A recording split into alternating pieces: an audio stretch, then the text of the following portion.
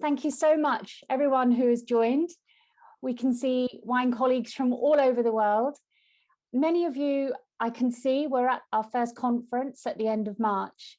And at that conference, we started to explore the breadth and depth of the value of old vine heritage and the opportunities of old vine heritage. And following that conference, or at that conference, we really asked the question, who's with us in coming together to nurture and communicating this value? We know that many talented individuals and organizations are already working really hard on that. And what we found is that so many people are up for it, essentially. And we've made strong progress since then, really in connecting and unifying the great work that's already being done by so many of you. We'll tell you more about the progress at the end of these sessions today. This conference goes into a bit more detail on the genetic material and the genetic value of old vines. And this genetic material is eternal, but vulnerable. And we have speakers from viticultural research and applied consultancy who are experts in why this genetic material matters to the quality and, in fact, the survival and the future of high quality wine. And also we're speaking with winemakers who are also working with the value of the genetic material of old vines, so that they're kind of, old vines have this almost metaphysical value in that their genetics live beyond, if you like, just the single age of even of a very old vine. We know that we also need to make old vines matter in the market and make them matter and mean something to wine drinkers. And so at this conference, we're also talking with two growers who have shown a way to have a really quick and evocative impact with their customers when they talk about the lives and the stories and the terroir and the history of their old vines. And I'd like to thank our sponsors and our members and our growing team of regional ambassadors. All of their details are on the oldvines.org website, and really thank you all so much for your support. I'd also like to thank my colleague and friend Tim Atkin for presenting this conference I know he'll do it with his customary elan and energy and impeccable research. So I'm going to hand over to Tim. Tim is speaking with Dylan Grigg. And I heard people started telling me about Dylan Grigg after the first conference, and Dylan attended the first conference, where his comments on the epigenetic value of old vines really electrified the chat. So I'm going to pass over now to Tim and Dylan, and thank you all, and see you again a bit later. Fantastic. Thank you very much, Sarah. For those of you whose audio is not working, you won't be able to hear us, so you won't know what we're talking about, and I'm very sorry about that. For those of you whose audio is working, welcome. I'm having a coffee this morning. It's early in the morning, or reasonably in the morning, certainly for me in the UK. It's late in the evening, I know, for Dylan. Dylan, nice to see you. We've had a fascinating chat at the weekend, and Dylan is going to be sharing his experience, 20 years of experience of dealing with viticulture, particularly his knowledge of old vines, which is extensive and fascinating. And as we're about to find out, the conclusions from his research are not what you might expect, and also not what we've been told. 20 years, he looks a lot younger than that, doesn't he, Dylan? It must be all that good coffee you're drinking there in the Barossa Valley. He started out pruning vineyards. He now runs his own viticultural consultancy. He's worked with some of the top names in Australia. Some of you who've done your Master of Wine or are studying for it will be familiar with Di Davidson's book. Di Davidson's book is very good on planting a vineyard. He's also worked with Dr. Peter Dry. He now runs his own consultancy, which he's been running since 2008. And I just looked at the list of some of the places he's worked, and they're not the usual suspects, really. He's worked with Man of War on Waiheke Island, an amazing site, with Mac Forbes, who I think is one of the best producers in the Yarra Valley. Also, he took himself off with his family to Spain and worked in Catalonia with Espelt. Consults now still for people in Australia, obviously, where he's based, but also in Italy and Spain, along with my good friend Sandra Bravo, who is a bit of an old vine specialist too. So Dylan, what we're going to do, we've decided, is because there's a fair bit of, certainly for me, scientific heavy lifting going on here. It's quite detailed stuff. Dylan's going to divide his presentation into 3 bits, and rather than interrupt him while he's talking, we're going to let him present part 1, then part 2, and then part 3. And after each part, Dylan will say that's the end of part 1, and we'll then have a time for questions. So please put your questions into the chat box. I'm now going to shut up for the next 10 minutes or so and pass over to Dylan. Dylan, lovely to see you. Can't wait to hear what you're going to say. Go, man. Excellent. Thank you for the introduction, Tim. No, it's great to be with you, and it's great. Thanks to Sarah for the invitation, and also Dr. Jamie Good, also who put my name up to do this. So let me just share my screen. It's highly professional. Right here. Now, have you got that, Tim? I can see it, yeah. Great, then I think everyone can see it. So what I'm going to do, like Tim said, is I'm going to present this in 3 sections, and I'm going to try and keep it reasonably simple. It's going to get a bit scientific at times, but I'll hopefully keep it conversational, because I know we've got a broad audience base. So what I'm going to, the crux of my presentation will be based on my PhD research, which I spent quite some time thinking about old vines and researching old vines, which led me to meet many amazing people all over the world. And anyone that knows me knows that I can talk the leg off the chair about any vines, but then we put old in front as a prefix, and I'll go on and on. So Tim, if we're running behind time, just I'll do my best to tick you off. Excellent. Now, I'll continue to refer to this work as work that we did, because I did have an amazing group of PhD supervisors and people helping me through this. It was my PhD, but it was, I see it as collaborative, because without them, I couldn't have done it. So let's just see if we can go to the second slide. Here we go. Okay. So a lot of people don't know that Australia is home to some very old vines. Despite being a New World country, Australia's got a wine growing history that dates back to the 1700s, with the first wine being exported after planting and growing and producing, of course, in the 1820s. And commercial winemaking really started to take off around the 1840s. Most states in the southern half of Australia are home to some old vines. There's old vines in the Swan region in Perth or in Western Australia. There's some old vines indeed in the Hunter and also in Western Victoria, but the greatest concentration would be in South Australia, and that's where most of my presentation will be about, or will be based in the Barossa Valley. But there are also old vines in the Clare Valley and McLaren Vale. So how did vines in the New World get to become so old? Well, I think if we look at where they're based, it's quite dry and quite warm. And also a key thing is there's no phylloxera in Australia, in South Australia, I should say. At this point in time, South Australia remains phylloxera free. If you can see, I'm going to use my cursor a lot, so I hope that works. There is phylloxera in Victoria, but biosecurity or strict control on the border to South Australia has to this day prevented phylloxera from entering.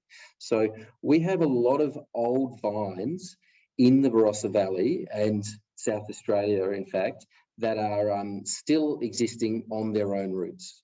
Now, the Barossa Valley as a wine region is very proud of their old vine heritage, and they've put together a charter, which I borrowed from Nick here, Barossa Grape and Wine here, which it's a way that they can communicate how old vines are and with some consistency to the market. So starting at 35 years of age, we can go down here. For example, vines that are 70 years or more are called survivor vines. And within the Barossa Valley alone, there's 240 hectares. In the when we get to centenarian vines, so greater than 100 years of age, there's 137 hectares in the Barossa. And of the oldest vines in the Barossa Valley, the ancestor vines, is a class above 125 years of planted age. There's around 30 hectares. Now, the Barossa Valley is home to what's believed to be the oldest producing vines of Cabernet Sauvignon, Grenache, Shiraz, Mataro, and Semillon, all which can fit into this 125-year plus ancestor vine category, with some vines almost 180 years old, which is pretty extraordinary. Can you just tell us which is the oldest vine? I think you told me that, didn't you? The Freedom Block at Langmile in Tanunda would be the oldest, I think the oldest vines, and they're Shiraz vines, which would be 1843 approximately planted. And it's interesting because you were saying to me that there's actually a paper trail there. So we know that those vines were planted then. Exactly. I mean, you can't just go, hey, I've got an old vineyard and look at how gnarly it is. You need to have some evidence of planting, whether it's a newspaper clipping, or I know some people have used photos of a wedding party in a newspaper, or a wine that's been submitted, or change of ownership. But yeah, there is a paper trail to verify just how old that site is. And a lot of old vines in Chile, people say, oh, my great-great-grandfather knew somebody who planted this, and therefore it must have been planted in 1812, but that's not proof, is it? So, exactly. And without a rapid, easy way to cut them off and do some dendrochronology or something like that, it's not quite old enough to carbon date. We have to trust the records, and in countries that the records aren't that well kept, it is a challenge. Yeah. Anyway, sorry to interrupt. Keep going. No, fascinating. No problem.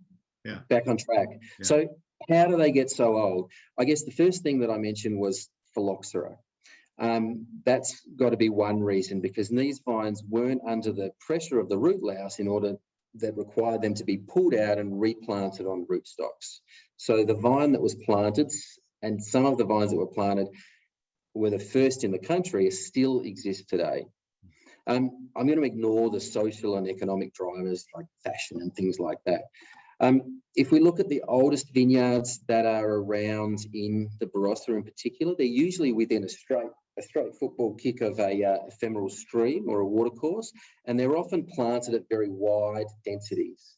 So back in the early or mid-1800s, there wasn't such a thing as a drip tube, and irrigation was by bucket only. So the wider you can plant the vines, then the more soil that they can exploit and less intervine competition there is. Now, this has led to the interesting observation that these vines, because they're widely planted, have a lot of space to grow.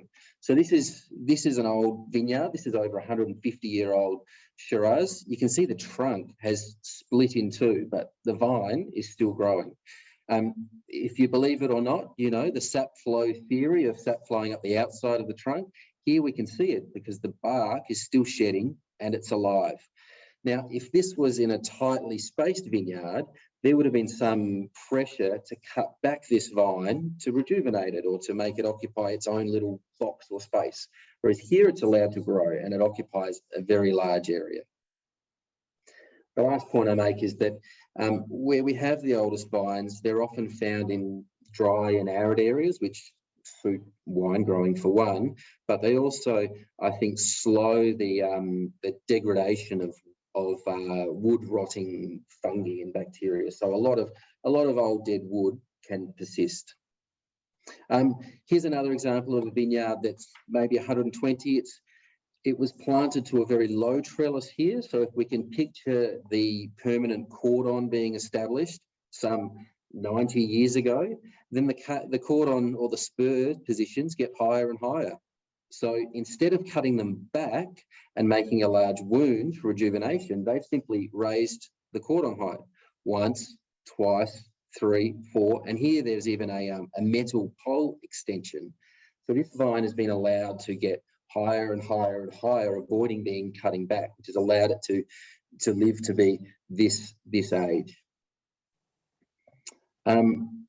Also, there are many bush vines which are planted on wide spacing, and now a bush vine is allowed, if it's planted widely, it can also occupy a much larger space.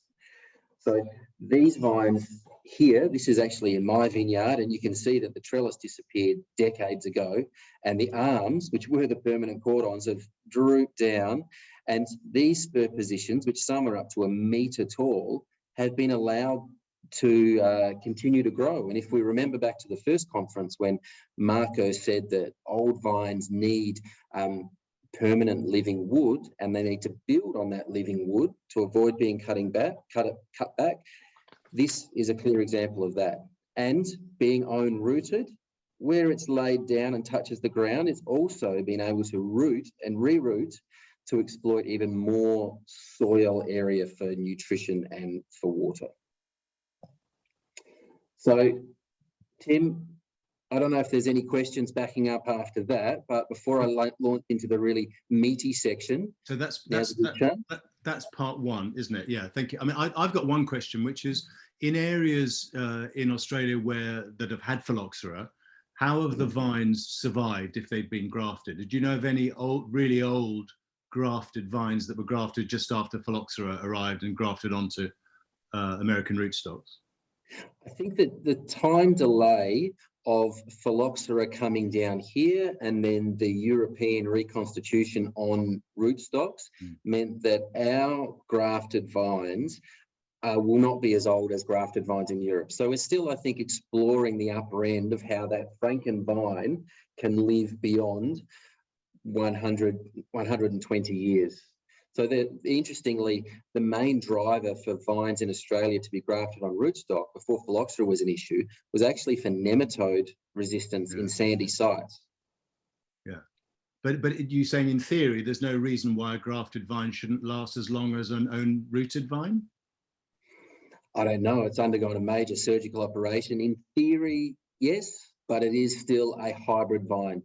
And if we look back to the images of those trunks, and imagine that is just one being that's genetically identical. It hasn't ever been joined together. So it's been able to crack open and it stays living. So I don't know. I think the jury's out. But a couple of questions. I mean, we'll come on to the second one in a minute, but just Jaco Engelbrecht, my good friend from South Africa, another distinguished viticulturist.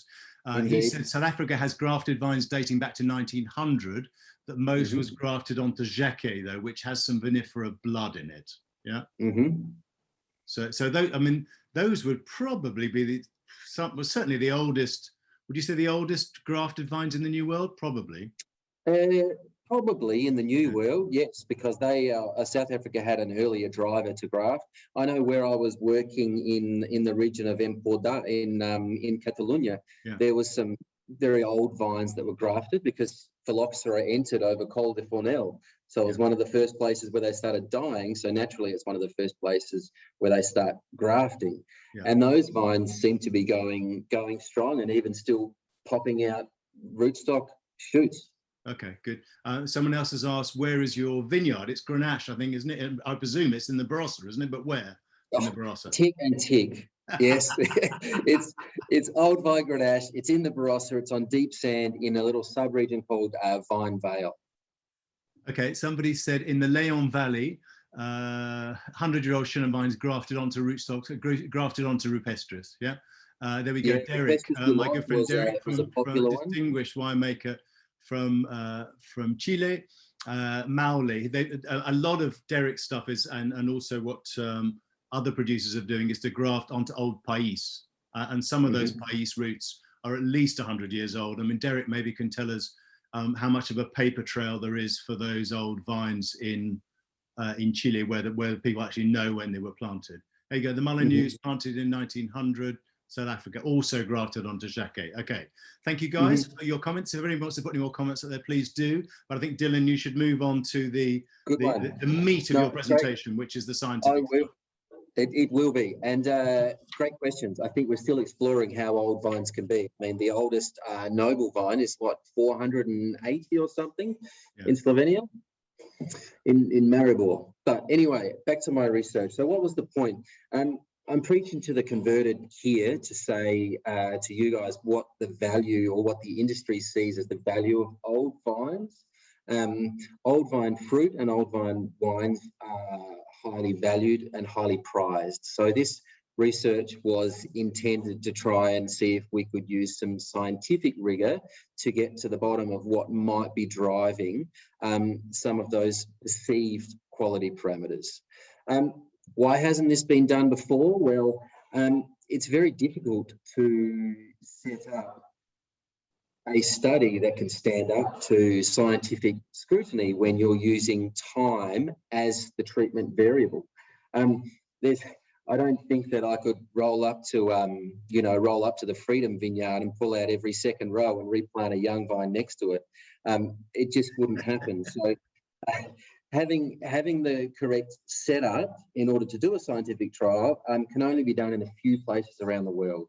And I know there's one which we may even hear about in future conferences, which is being published in Geisenheim, where they have 3 age groups planted side by side with Riesling, which is great. But here we are in the Barossa Valley with own-rooted old vines. And if it presented a unique opportunity. So doing a literature review of any study that mentioned vine age, even if it wasn't the principal reason why the study was being undertaken, I managed to find a number of studies. Now, 2 of these, one is from 2018 down the bottom and one is from 2021, have only recently been added. In terms of the findings, it's really hard to find, to have conclusive findings when we're dealing with different climates, varieties, training methods. There's a whole lot of variables, which made it a challenge. The average age difference of all the combined studies that had been undertaken up until now was 26 years between the youngest and oldest vines that they were comparing. Whereas in the Barossa Valley, we have such a rich resource of very old vines that we were able to go through a dozen sites and filter out ones that maybe weren't healthy or were showing a little bit of virus or had too much wood disease, which I know was an issue in the Riesling study, and find healthy vineyards where they had an old vine, some up to 170 years in age, and they had taken cuttings or they had vegetatively propagated young vines very close by in similar soil with similar management, but the same genetic material. Now, that's the important key. Now, what makes this study or this opportunity special is the fact that the average age difference that we had between our study cohort between old and young vines was 98 years. So 98 years difference between the young and the old vines, which is pretty extraordinary and a unique opportunity. Where were the vines? For those of you that don't know the Barossa Valley, this brown or maroon or whatever colour this region is here. This is the Barossa Valley, which is known as the valley floor, which is generally, it's Mediterranean, but it's warm and arid. So I had 3 sites in Barossa Valley, 2 sites just up the hill in Eden Valley, which is at a higher elevation and is can be 2 to 3 degrees cooler during summer days, but it is known to be cooler and a little bit wetter. So that's the spread of the study sites. Where do we start? Well, the past studies gave us some clues, but we really went on a fishing expedition and took a shotgun approach. So it meant that I had a whole room full of supervisors and a whole lot of scientific disciplines that I needed to wrap my head around. But we looked at everything from canopy growth, yield and pruning parameters. We looked at fruit, basic berry chemistry, berry sensory analysis, more complex berry chemistry. Wines were made in a standardized small batch method from each of the sample plots for both young and old over 3 years, which underwent full analysis, including sensory and metabolomic.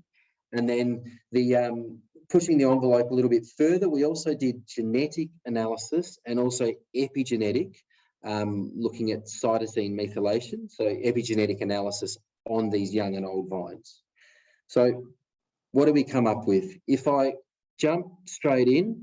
In terms of vine performance, it was actually quite interesting because the things that people were saying, oh, you're going to find out old vines have got smaller berries and old vines yield less because they're really unhealthy.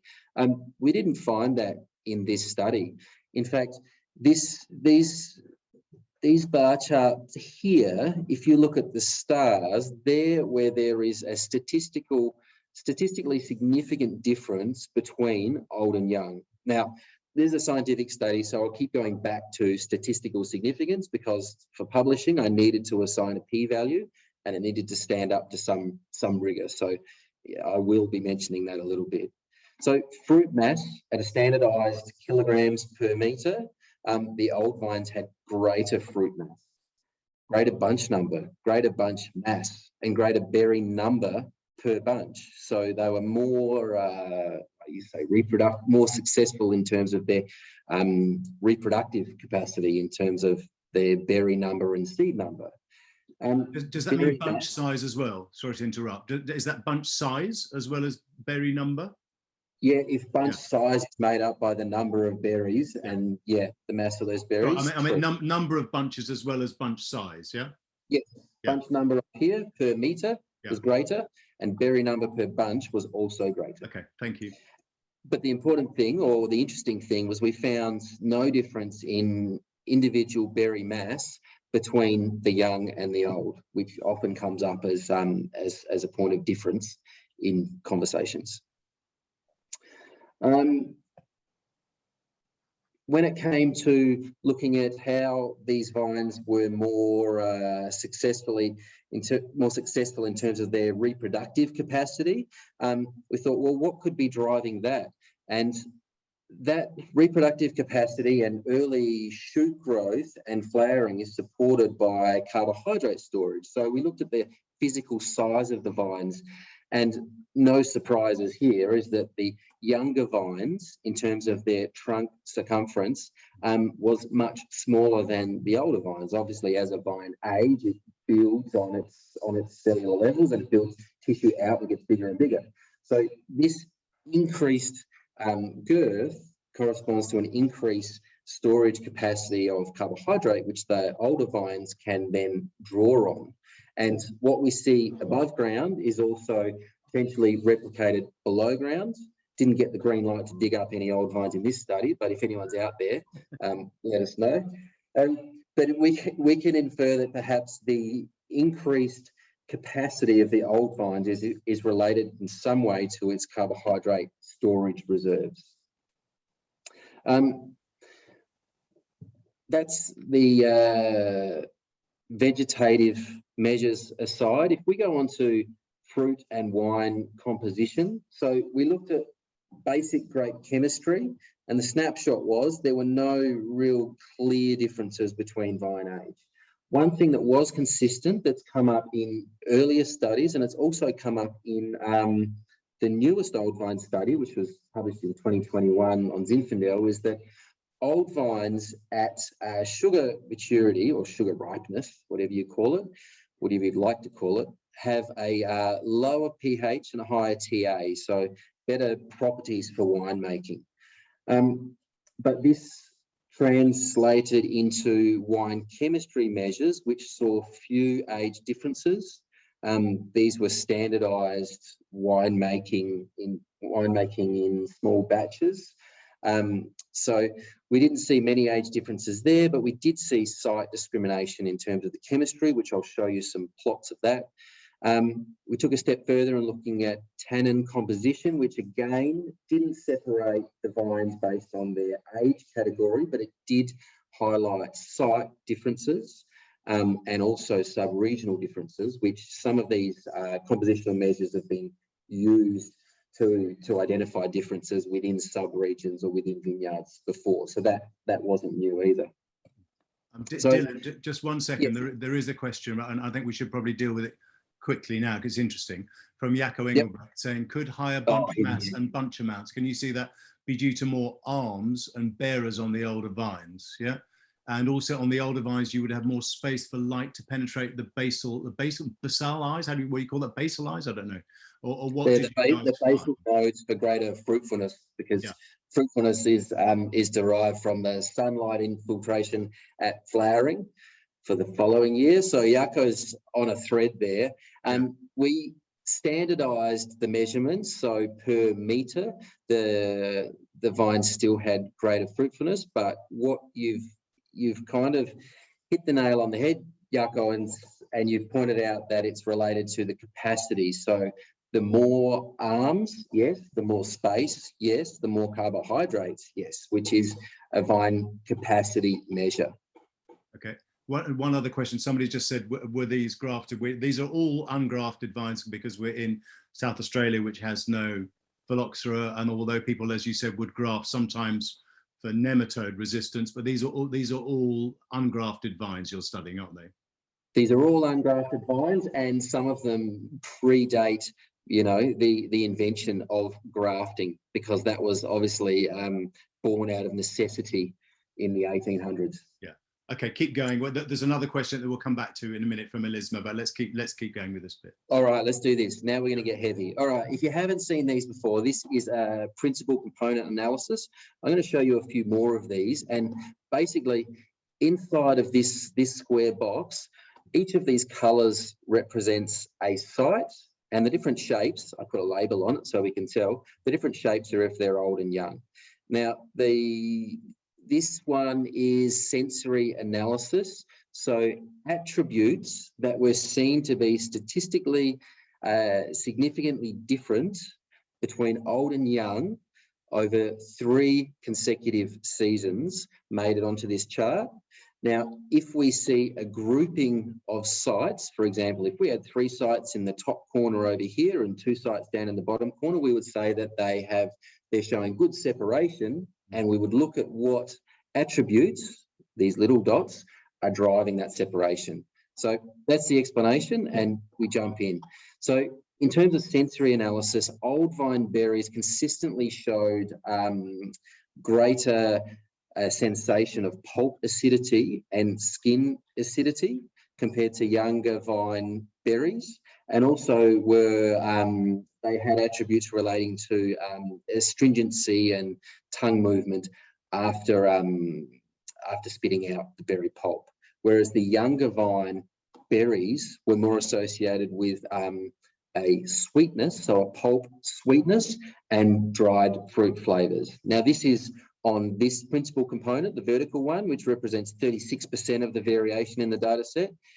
If we jump over and say, right, let's look at this first principal component that represents a greater 44% of the data set, I can put a circle around and show you that these 2 sites, old and young, and these remaining sites are in different parts of the Barossa Valley. So what we actually saw is some difference for age, but a greater difference relating to the terroir, or where the vines were grown.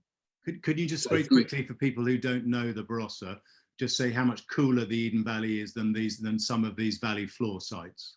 Okay, so the Eden Valley has an elevation, say 300 to 600 metres, a mean January temperature of around 19 degrees Celsius, whereas the Barossa Valley, which is lower and has elevations 130 to say 300 metres, has a mean January temperature of around 21 degrees. So a mean temperature difference of 2 degrees, but that can translate to quite a few more degrees during the peak of summer.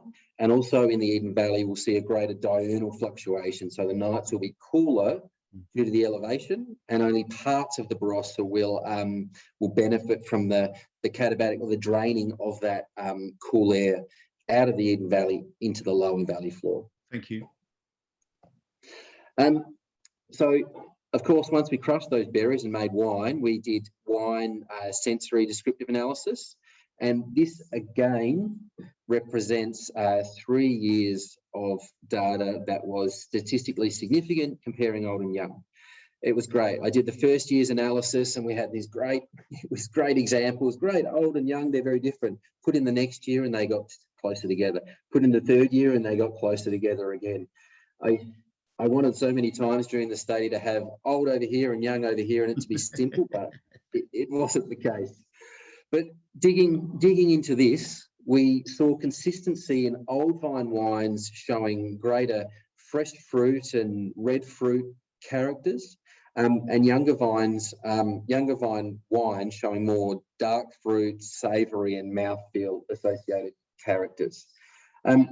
It's difficult to see, but if I explain it to you, that each of the sites, so each of the young vine wines, the old vine wine from the same site was always higher on this vertical principal component.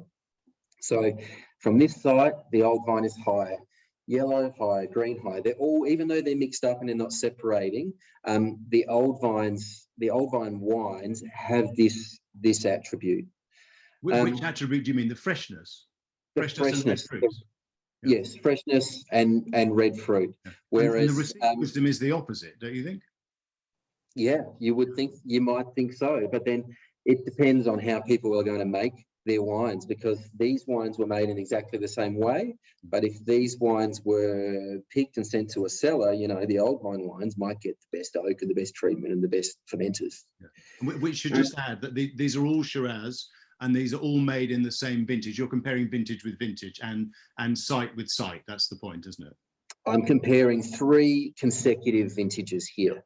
Somebody asked the question. I hope that answers the question. Okay, great. And yes, they were all made in small batch, 20 kilogram ferments, and they were all quite successful, because anyone that's tried to do a small batch ferment would know that that's can be a challenge. Okay, thank you. Some of the things through the middle, like length of aftertaste and fruit aftertaste, because they're near the middle here, there wasn't a real difference between old and young.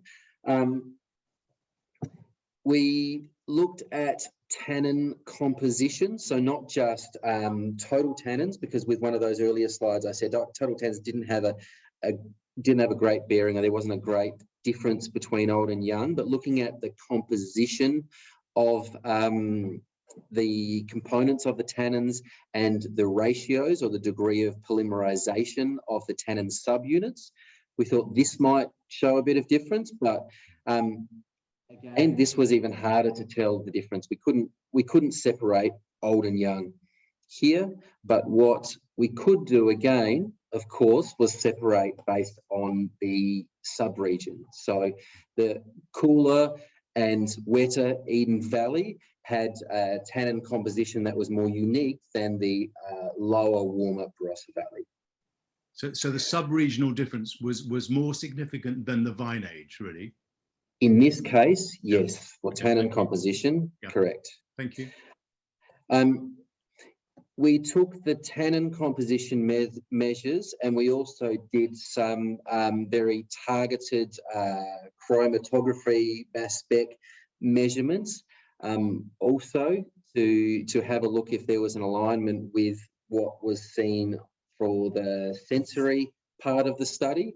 And here we saw some agreements. Some of these random numbers are features that we didn't identify, so they were unidentified, but they're not driving the separation north and south on this plot. The major separation between sub-regions is, if we say east and west or left and right, 52% of the variability. A lot of it's driven by these compounds, quercetin and camphorol. Now, quercetin is very well known. It's a precursor for anthocyanin synthesis, and it's associated with hotter and drier climates. So it's associated with sunshine. So it's unsurprising that this was driving the valley floor sensory profiles. And we know that both of these compounds have sensory outcomes, as we can see again here. All right, I'm going to pause there before I get into the molecular part. Couple of questions, and just one thing I'd like to ask you. One is said, Elisma van Wijngaard is saying the young vineyards used are still quite old. How do you think it would compare to very young vines from 10 to 20 years old? Do you think there would be a significant difference?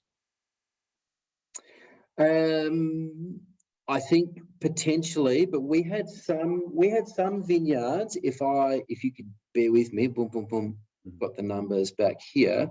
You know, the relative age differences are quite broad compared to what people often talk about in media. I mean, here 6-year-old vines versus 93-year-old vines, 12-year-old versus 128. I mean, it's a pretty big gap. So some of these, what might be an argument against the study is that these are approaching. This one is classed as an old vine. Yeah. If you look at the Barossa Valley Charter, and I think some other ones around the world put 35 as 35 old. South Africa, yeah. Yeah, exactly. Which I'm over 35 and I'm not old. Probably not the same for vines either. But anyway, that's another story. And there's another question from Laura Catena, who's going to be with us in a minute. Are the old vines in the Barossa irrigated, and do you use drip irrigation? Some of the old vines are irrigated, and yes, it is drip irrigation. So this is one of the sites. You can see the tube going along here. This is another site that was dry grown. All of these sites, so the irrigation wasn't controlled in this study, but because these vines have such significant age, in terms of the regional average for irrigation, these guys, if they're irrigated at all, get minimal irrigation. Okay, yeah. I mean, one of the things that's blown me away about your research is this question of yield. I mean, one of the reasons why people often argue against old vines and pull them out, indeed, is they argue that they're uneconomic. What you're showing is that I mean, certainly the quality's there, but we knew that in many cases, but that the yield is there too, that there's not a significant difference. I just wonder, you know, what that means for the economics of growing these vineyards. In other words, is it easier to persuade growers to keep them in the ground because you can say, well, the yields are fine? I think we need to, I mean, it's so simplistic to say that older vines have a falling yield, so they become uneconomical and we pull them out, unless they're in a special spot. But I think you need being a technical viticulturalist, you need to look into what is the driver of that yield reduction. Now, sometimes the driver of that yield reduction might be heavy-handed pruning, so poor pruning. It may be that the vines have been running out of space, so they've had to cut them back. It may be that the soil's getting tired or the water source is no longer suitable. I think there's a lot of drivers here. All of these vineyards have good, well, you can look at how wide these rows are, good space to occupy, and they've been cared for, some of them through 6 consecutive generations. So they're still in very good health. I mean, this one down here gets a lot of compost and under vine treatment to keep it healthy. So it's a little bit simplistic in some cases to say that it's to do with age, the decline. I know in Europe a lot of decline can be from ESCA or trunk diseases, which don't play a part in, well, ESCA not in Australia, but trunk diseases in particular in this growing region are an issue, but are less of an issue with the pruning method and the training and management of these old vines. I mean, dead arm is a trunk disease, isn't it? Presumably, with a name like that. Yes. Yeah. Dead arm is Utipallata, which is it can be Utipa or Botrysphaeria, but either way, it gets into your pruning wounds and it eats its way back through the vine and kills off the arm. One more question on this section before we move on to the third part, which is again from Jaco. Do you think irrigation will limit vine age in future due to smaller root structures or more concentrated root structures, to be precise? Oh, yeah. I think yes, unless we irrigate in the early years to establish structural roots deep within the soil. And also, Jaco, I know you're right onto it, is pre-planting preparation. Now, none of these sites had a D9 or a D10 dozer ripped 1 metre deep through. They were just planted in the ground. But the drip tube wasn't invented until, 70, 80, 90 years after they were originally planted. So they did have to survive for quite some time and explore and exploit that soil. I think with irrigation and with mulching in young vineyards, we need to use caution. Okay, let's move on to the part 3, which is your epigenetic analysis, isn't it? All right. How are we going for time? I'm not. We're fine. We've got another 10 minutes or so. Ooh, 15 minutes. okay. Well, strap yourselves in. So the last part, which was a new field for me, and a new field in looking at this sector of vine age, was to look at to do molecular analysis. So in molecular analysis, we're talking about the genetic analysis, so the DNA, but also the epigenetic or the epigenome. So if I explain the difference between the genome and the epigenome first, that's probably a quick, it'll be a rough guide introduction. So the genome is the DNA. So the DNA is what's fixed and what codes the vine or the variety to have all of its attributes that we know. Why Chardonnay has a naked petiole sinus, or why Shiraz has got oval-shaped berries. This DNA was set in place when that first seed was produced and that one vine grew. And then that one Shiraz vine is now all over the world with the same genetic background and the same DNA. There's a lot of other stuff in there, because you can imagine vegetative propagation over millennia. Imagine if you didn't move house for 1,000 years, you'd accumulate a bit of junk. And that's all in the 1,000 years. Not quite 20 years of junk. Okay. Well, the shelves look quite orderly. I think you're doing well. You should see the rest of it. It's chaos around me. Okay. Well, don't turn your camera around. Exactly. So if we think of the DNA as being fixed or conserved, and that's the thing that makes Shiraz, Cabernet. But if we think of the epigenome or epigenetics, this is a field that looks at the DNA, but epi being above, it's above the DNA. So this DNA codes what a variety will look like and how it will behave and what sort of plasticity it has. But in terms of epigenetic markers, if the DNA is my notebook, for example, an epigenetic marker might be a dog ear that I put over, or a bookmark that I put in to remember a certain situation so I can go back to it. Plants are sessile, which means they can't move. So they've developed these methods to adapt to their environment, which include epigenetic modification. So there are a lot of examples, if you want to go out and search them, where a stress is placed on a plant and the plant can change its gene expression. The book hasn't changed, but the pages that it flips to, that it either expresses over or under expresses, can be changed based on their epigenetic markers.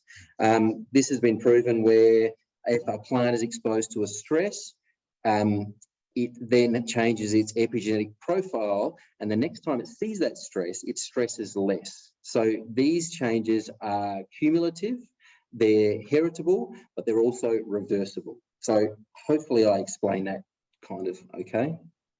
That was spot on, I thought.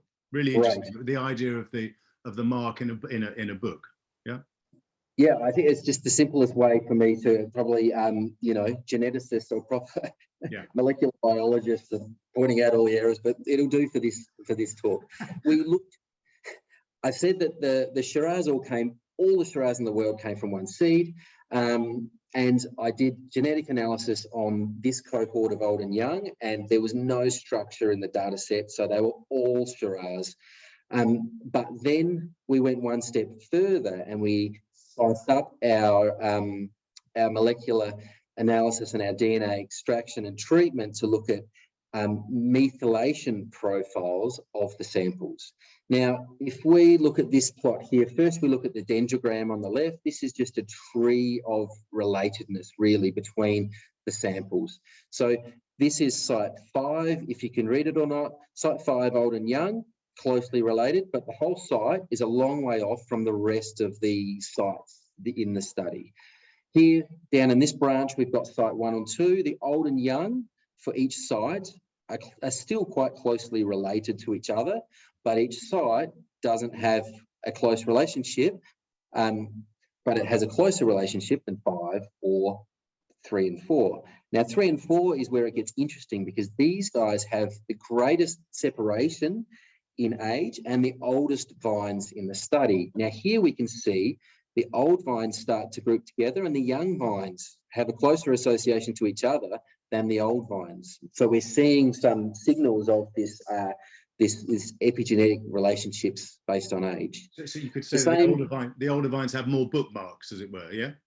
Maybe they've got more experience, yes. Yeah. We saw a lot more, I refer to them as DMM, so differentially methylated markers. Yeah. As the vines got older, so the oldest vines were stacked with loads of DMMs. Yeah. The next youngest vine had a few and then a few less, and it really ramped up quite a lot. Unfortunately, we didn't study enough vines. I mean, having 5 sites, it would be great to have 100 sites and see where that point of experience really starts to take off, which may indicate where a vine is no longer juvenile, but that's for someone else to study. This little colourful plot down here is the same thing, but a different representation. So the discriminating factor here is age, and what we see here is that old and young are all kind of mixed up together, but we again see an epigenetic link to terroir between the Barossa and the Eden Valley sites. And we've got this random outlier sitting up on the top here, which is also the one over this other side, which was on its own. So what makes this site stand alone? When we looked at the data, I thought, what's going on here? It was a bit of a head-scratching moment until it turned into an aha moment. You remember I said the important thing is all these vines are genetically identical. The daughter vine came from the old mother vine. Now, of the 5 sites, 4 of them were propagated from cuttings taken, calloused in a callus bed or anywhere, and planted in the ground as a clone, but an individual vine. That was the first 4 sites. Site 5, this site that's on its own over here, was propagated by a layering, whereby you take a shoot from the mother vine, which an example here is the mother. You intentionally take a shoot, put it underground, it adventitiously roots, and you grow a daughter vine. Now, here you can see that the umbilical cord is thinner in diameter than the trunk of the daughter vine. So this daughter vine is actually starting to stand on its own. But during the early days of establishment, which in these old vineyards, it's highly competitive and there's roots everywhere because they've been there for 100+ years. Planting a single vine can be tricky, so layering is often a technique that is used where the mother and daughter are related. Now, in old vineyards without trellises as well, this can be unintentional. So here is an example where the arm is bent over and touches the ground and it's actually formed its own roots. So it's also now got two root zones to exploit more soil surface and soil pores for both moisture and nutrition. So this is how site 5 was propagated. So if I fast forward, we then flipped the analysis and didn't go right. We're looking for the holy grail of old and young. Let's use that as a discriminating factor. Let's look at propagation type as the discriminating factor. So when we did that, we got this dendrogram. And the results, if I go straight over here, we saw that the cuttings from all of the old vines up here were grouped with a similar profile. All of the young vines that were clonally propagated group over here, but there is separation between old and young based on their differentially methylated markers. But down here, site 5 that was layered and then cut, severed from the mum, so they were only together for the first 5 years and then they were independent vines, were inseparable based on their epigenetic profile. So the young vine, even when it's separated, inherits the characteristics of the old vine, yeah, the epigenetic characteristics. Would that be correct? That would be spot on. So it's seen in some other crops, but we propose that what happens is when you take the cutting from the mother vine, it's just an independent stick. It doesn't know which way's up, which way's down. It needs to form a callus. It needs to revert to a juvenile state and not put out a bunch and just focus on putting out leaves like cuttings do. So as it does that, it most likely loses all its epigenetic marks or its epigenetic memory that it was carrying from the mother. So it truly becomes juvenile.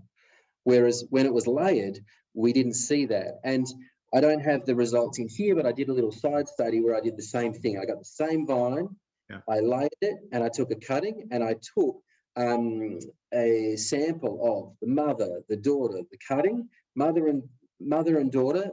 Of course, they were connected. They were exactly the same vine, but the cutting, completely different, epigenetic profile, but genetically identical. How fascinating! Yeah, that was a really interesting piece to come across. And another little tidbit to say that all of these sites up here, this is almost a map of how these vineyards are harvested. All of the old vine vineyards are harvested separately for a particular product. All of the young vine vineyards are harvested for a particular product and labelled as such. Whereas this vineyard in the bottom, because it's layered, there's an old vine, a layer, and a young vine. So the vineyard down the row has got old, young, young, old. They're all interplanted essentially, which messed with a lot of my stats earlier on. And how economically viable is layering? Is it just a means of filling in dead vines in an old vineyard, or is it something that could have a broader application? I think what I've discovered here, if you just let me finish that, sure. Down that row, the winemaker doesn't go in and pick the young vine and the old vine separately. They consider that the fruit from the old and the young is of equal quality, or the young vines don't detract enough from the old vine, so it goes into an old vine product. Okay, yeah. And they have the same profile. So to your point, it is absolutely viable. In some cases, it's the only way to replicate own-rooted old vineyards because of the, or without supplementary irrigation. Yeah, I mean, so a lot of these vineyards have got irrigation, but there'll only be a dripper where there's a new planting. Yeah, I mean, in Chile and Argentina, these are called mugrones, and as Derek said, this is how vineyards have been maintained and filled in for hundreds of years. So it's an old technique that, you know, they didn't have your analysis, but they could see the result in the glass and in the vineyard, really. Yeah, I mean, you get some. I mean, I saw some in Catalonia where there was one vine, two, sometimes three vines. Peter Stoltman in California is propagating an entire vineyard that's going to be from one mother vine. There's going to be thousands. They've already got thousands of individual vines, and they're layering the entire place. Okay, thank you. We're saying very economically viable, way cheaper than interplanting. Okay, thank you. Completely, with other side benefits, if you don't have phylloxera. So if we wrap it up, so we still got some questions. Old vines, it's complicated. That's me digging amongst the old vines, and we need to keep digging, because what this study has shown is that there are some threads that we can still chase, because I don't think it's conclusive. And as a study, if you do end up reading the end or the last chapter, there's some really interesting pieces that can be picked up and can be researched or can advance this field. Real quick, age is complex. It's linked to terroir. The finer the resolution of the measurement, be it on our palette or with really sophisticated techniques, we're able to separate old and young better than basic measurements. When I applied really strict statistic rigor on them, it was more difficult, but it was possible. And there needs to be some future research in this field, which I know there's some coming out of Germany and some coming out of Napa, which is really exciting.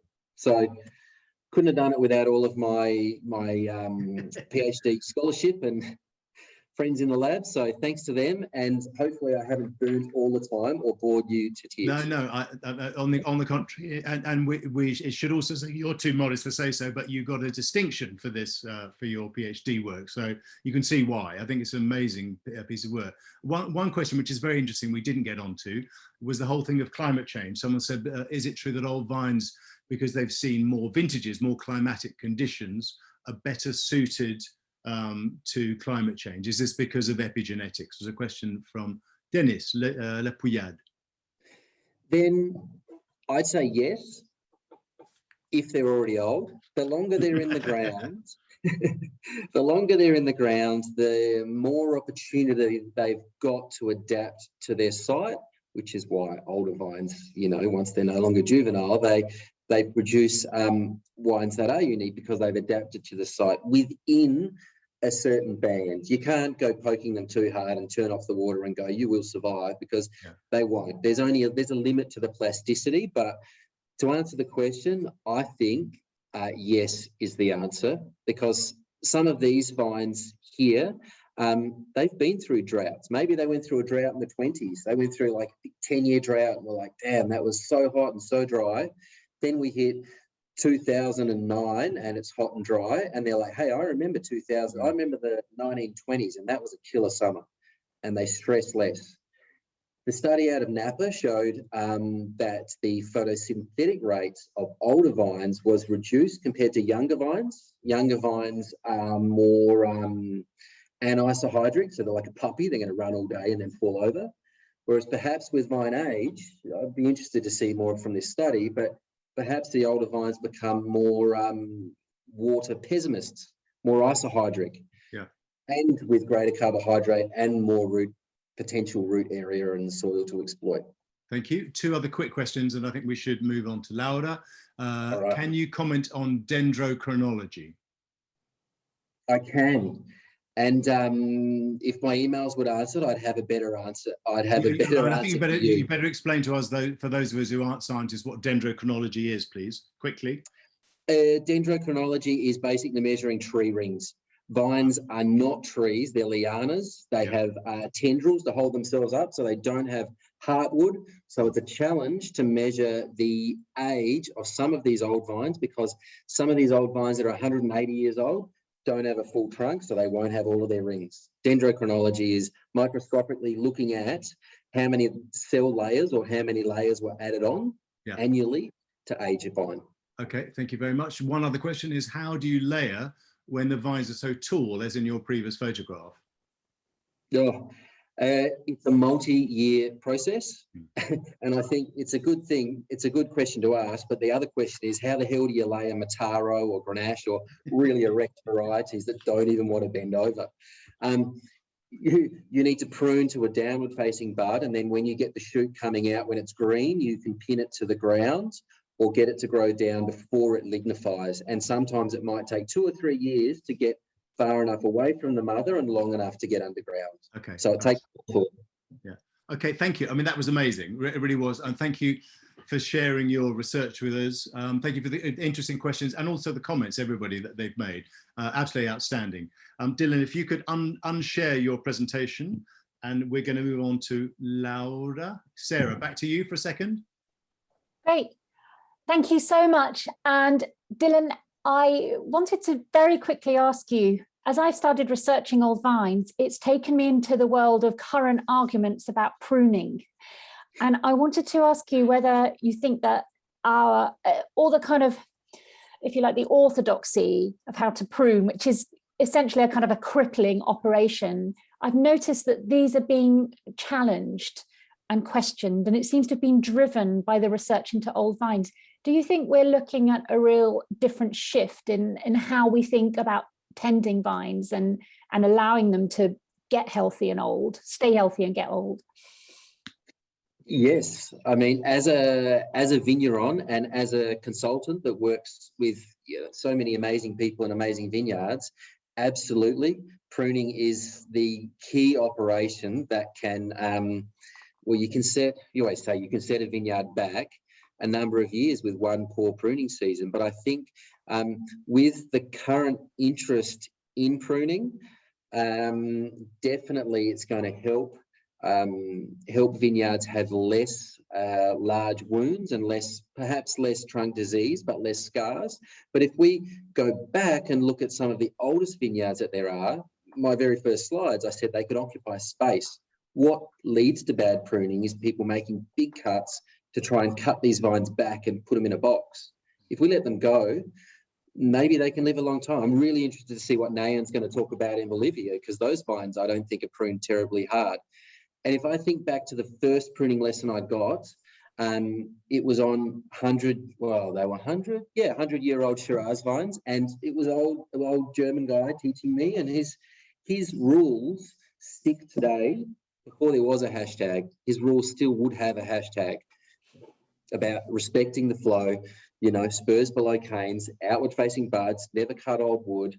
And that's also why I think we see a lot of old vines that are bush vines, because bush vine pruning by default always is gentle. You're pruning to only 1 2-year-old wood, you're pruning to outward facing buds to maintain a good structure, and you're building on that living wood. Even in the logo, you can see that. Whereas, you know, modern guyot or modern pruning has kind of ignored some of those aspects, which we're now coming back to. So yeah, you'll hear a lot more about the effect of pruning and looking carefully at old vines, at where they've got their lifeblood before you make that cut. Fantastic. Thank you so much. My pleasure. It's been an amazing presentation, and what we will do, I'm conscious there are a few questions actually I can see still coming in. Dylan, I'll follow up with you if that's okay, and send you some of the questions that have come in so we can pick up on those online. Absolutely, and I'll jump on the chat too for a bit more back and forth. Thank you. Thank you so much. You're an absolute star. And as they say, keep grigging. Oh, nice. I like that. I like that too. Take that, hashtag it. I will. Thank you. Okay. I'm now going to hand over to Tim and Laura Catena. And when I spoke to Laura about their work with old vineyards and Massal selection, what struck me is that she's not a sentimental person. She's a doctor by training. She has a really a kind of a scientific and rather sort of objective and practical approach, but she absolutely is championing old vines, and also has worked with basically the recuperation, the rescue of genetic material from a vineyard that they're trying to keep in the ground with a grower for ages. And just at the time when he was actually digging up, he was basically selling it for a sort of luxury property. They actually went in and took cuttings from this vineyard so that they could capture this genetic material. So I'd say Lara has another perspective, which I think is really important to hear from such a respected, commercially successful and high quality producer. So I will hand over. Thank you very much, Sarah. Laura, are you with us? Yes, there she is. Fantastic. A couple of big thank yous to Laura. First of all, Laura is on holiday. Laura's on holiday, I think, in Venice. And those of you who know Laura will know that I sometimes think there are 3 Lauras in the world, because she works so incredibly hard that she's popping up everywhere. I mean, we counted this up. She's done 43 Instagram lives, one of which was with me, and it was amazing and had the biggest viewing stats. Your following around the world is amazing. Over 247 Zoom calls, and that's with Zoom tastings around the world. So Laura is always busy. She's very, very distinguished human being, Harvard and Stanford educated, a biologist, a physician. She was a casualty doctor and still practices as a medical doctor in San Francisco, although slightly less these days because she's so busy running everything else. She's a managing director of Bodega Catena Zapata, obviously, and she was the person who set up the Catena Institute of Wine in Argentina, which we're going to hear more about. On top of that, she's also an author. She's written, how many books is it now? 3? I've got 3. Yes, You're working the other one, are you? The third one is coming soon. Oh, okay. About Malbec. She's written 2 award-winning books, and there's another one which is on Malbec. 3 children. Laura, I never know how you do it. Anyway, it's fantastic to have you, even on your holiday, and you're going to share with us details of this incredible vineyard, the Angelica vineyard. I think it'd be very interesting to talk about Angelica and maybe Adriana. I think we're going to do that, to compare and contrast these 2 very different sites and vine age. Over to you to tell us a little bit about the history of the Catenas, how they ended up in Argentina, etc. Lovely to see. Good. Well, I'll tell you, Tim, that my husband says that Laura Catena's secret is ignoring her husband. So to all the husbands out there, don't let your partners, I think it can go both ways. Yes, very good.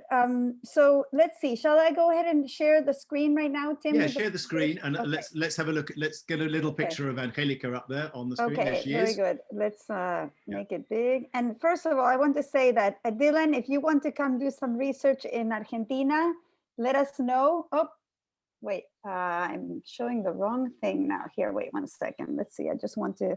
But that was really fascinating. And, I'm very interested, Tim, because we definitely find that old vines are lower yielding. So what Dylan has found in Australia is amazing, that a 100-year-old vineyard would produce the same as a 6-year-old vineyard.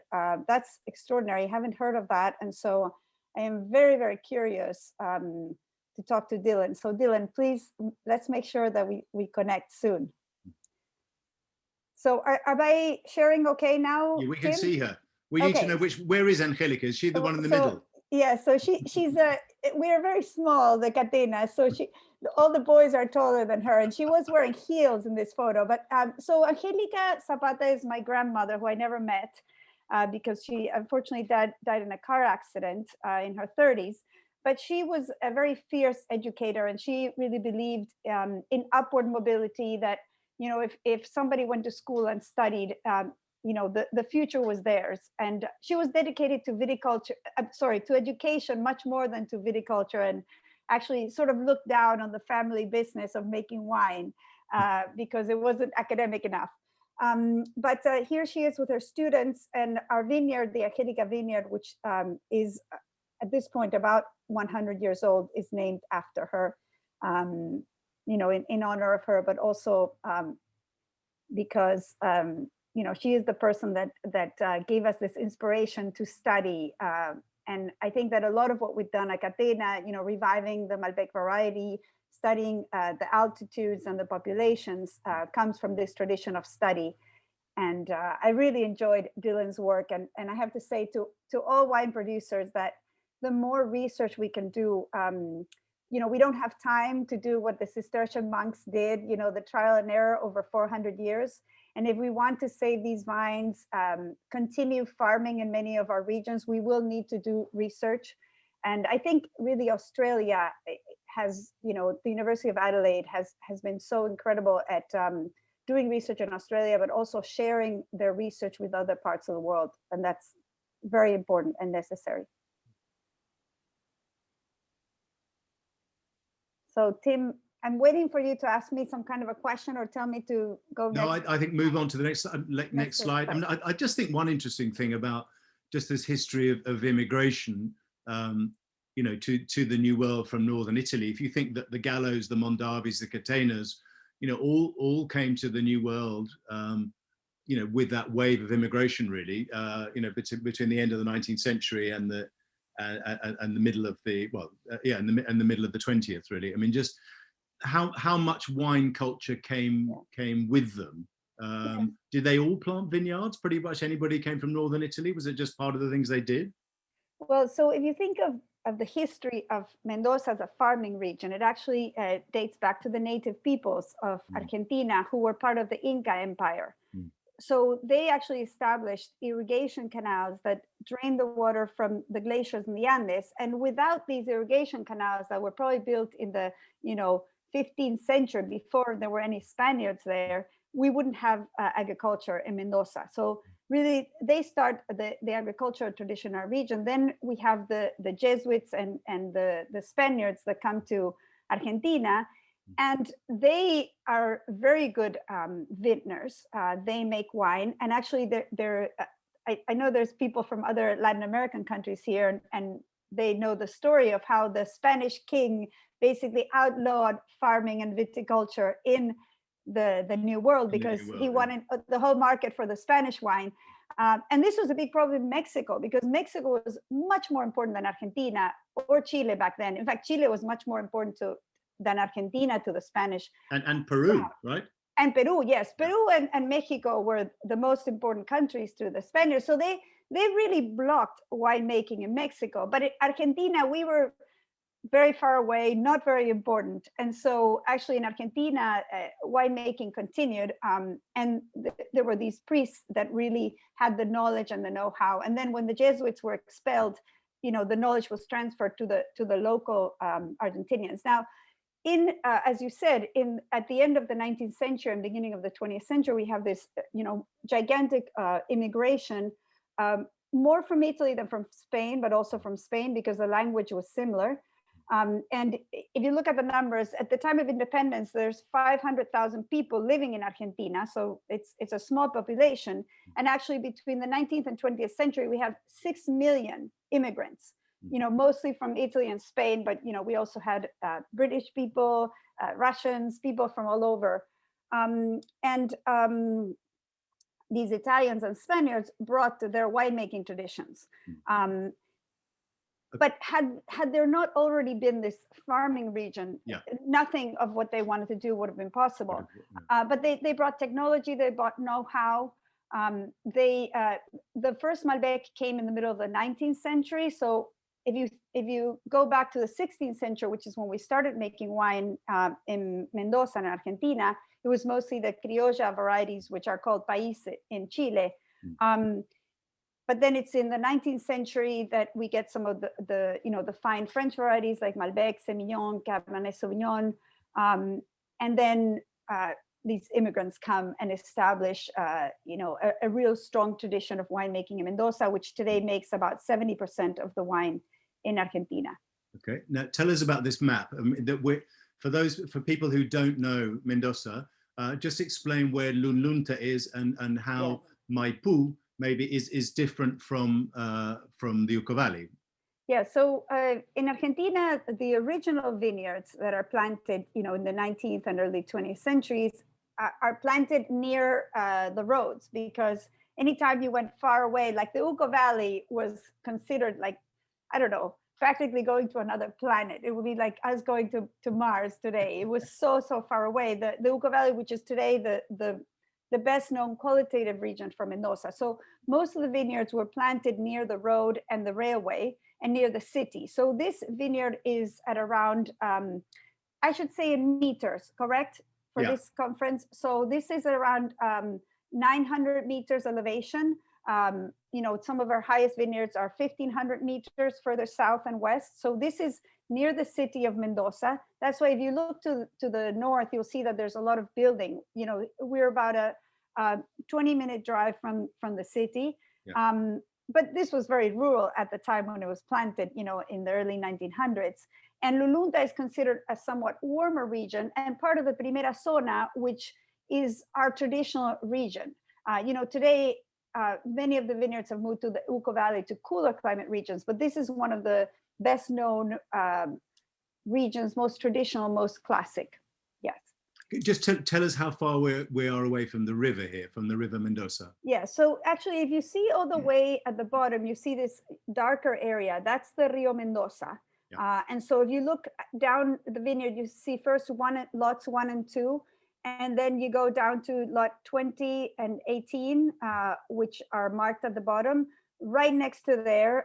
And actually I can show another picture here. So this is how close we are to the Rio Mendoza, literally the vineyard, abuts on the river. And if you think about how this vineyard would have been planted, usually the vineyard was first planted near the road. And then when you had a little more money, and, this was the situation with all the immigrants, you never plant, let's say you were lucky enough to be able to buy 10 hectares. You never had the money to plant all 10 hectares right away. So you would first plant wherever it was closer to the road, which is here, the parcels 1 and 2. And then you would make a selection of the vines and you would plant 3 and 4, 5 and 6, and then you'd keep on going. And in this particular case, they ran out of land with 18 and 20. And so those are the last parcels planted. But what's really interesting is that when we first started studying this vineyard, it was all old.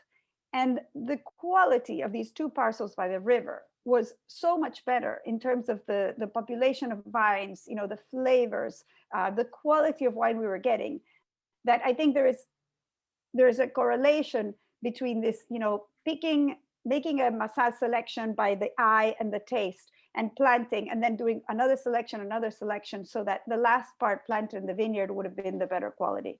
And haven't you, a lot of your Massal selections for your other vineyards come from those 2 blocks, aren't they, from 18 and 20? Yes, so 18 and 20 are the sort of the mother lots where we have taken Massal selections. We've done everything. We did clones, so we have 135 different cuttings. Then we have a Massal selection which we planted in all our vineyards. And then we also have 15 clones, which we sometimes will plant one per parcel in different vineyards. And the idea of doing this was that we knew that this was the part of the vineyard where we thought we could get the best. This was where we were getting the best wine. So there had to be something about those vines that was special, and we wanted to preserve it. But then we did a further selection of individual plants, which we have planted in another vineyard, 4 different clones per row, in order to study them. And then out of those, we made a selection of vines that had smaller berries, not yields that were not too low, not too high, good quality.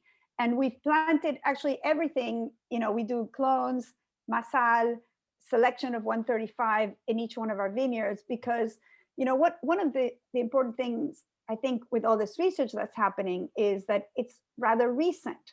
So, I still think that there's so much I don't know about this vineyard. We started studying microbial populations in the last 5 years.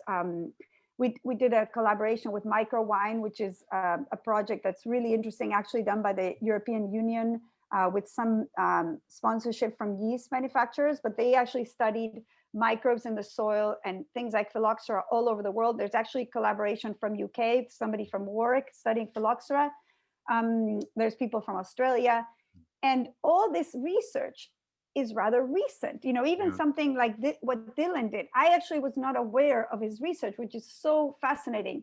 And we have to keep these old vines alive, because we might find that actually the secret sauce to what Dylan found, these old vines that survive so well, is in the microbes in the soil. I'd love to know from Dylan. Maybe Dylan, you can put in the chat if you've done some research on the microbes. Maybe it's actually the microbes. Yeah. Tell us something else, Laura. I'm interested in to what extent do you think the quality of these 2 parcels, 18 and 20, is down to humidity in the soils? To humidity? Yeah, well, just how much water is in the soils and the proximity to the river. So actually, this river used to be a river that had quite a bit of current, which would flood, maybe every 10 years. It would actually, the river would go all the way up and maybe flood a little bit. This river hasn't flooded for over 150 years. This region is a lot drier. So right now, there is not water. The picture that we saw here. It's an arroyo seco, is it? Sorry. Yeah. So you will see. So up here, we haven't seen water for a very, very long time. And that's why you see some of the roots sticking out. Yeah. You see there's a little bit of water because you see some of the grasses. Yeah. But the water hasn't gone up in my whole lifetime, all the way up to the vines. So it is possible that because there was more water access, this vineyards maybe survived a little bit better than some of the other parts. But this is, you're watching climate change here. We have less water from the glaciers in Mendoza, and this vineyard is seeing less water because of that.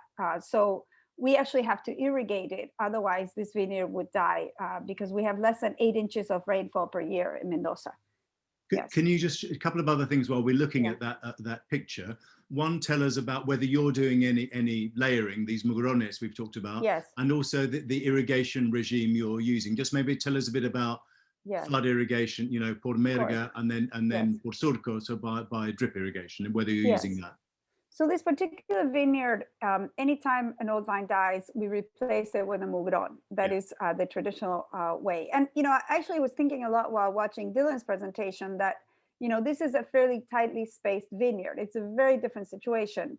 And, it's not pruned in the arbolito, which I don't remember the name in English for arbolito. So bush vines, The bush vine, yes. Yeah. So this is not in arbolito. It never has been. Or maybe it might have been, before, a lot before me. So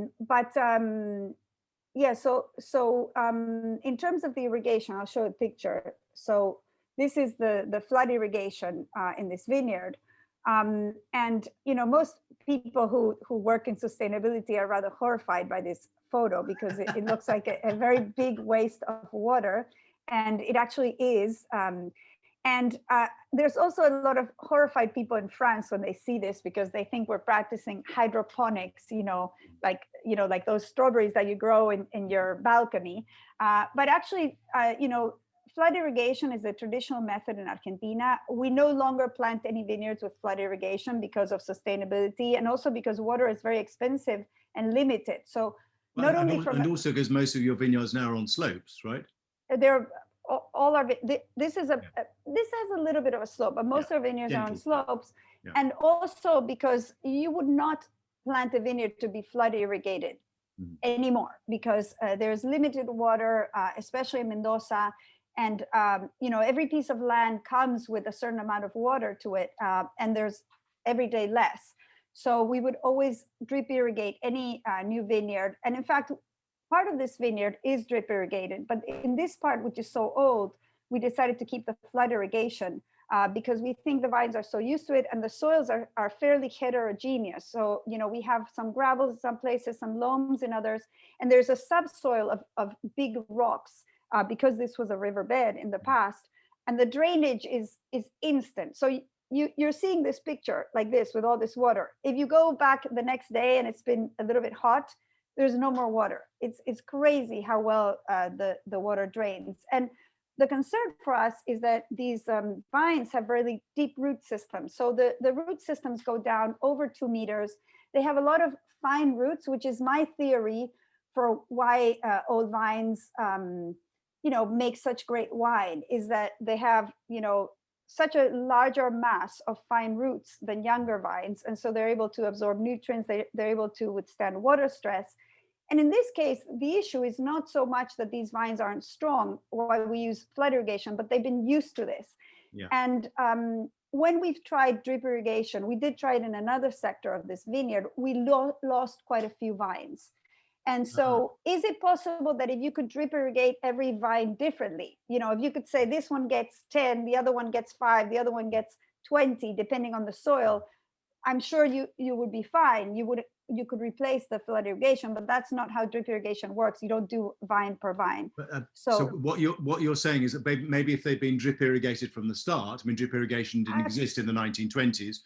Yes. The bucket system, in a way, they were irrigated by bucket, then they'd have got used to that. But this epigenetic memory means they've got used to flood irrigation. Yeah.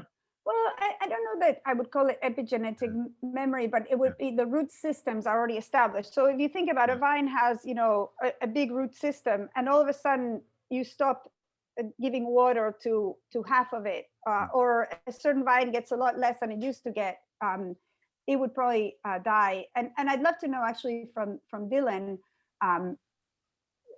in the vines in Australia, these vines that are the young and the old have the similar production, what the water situation is. And actually one interesting experiment that we did do is we compared the mugrones, so the little daughter vines that had been born through the extension of a branch. I also forget the name of that, but we compared the yields and the quality for the mugrones, so the layered plants to the main mother vines.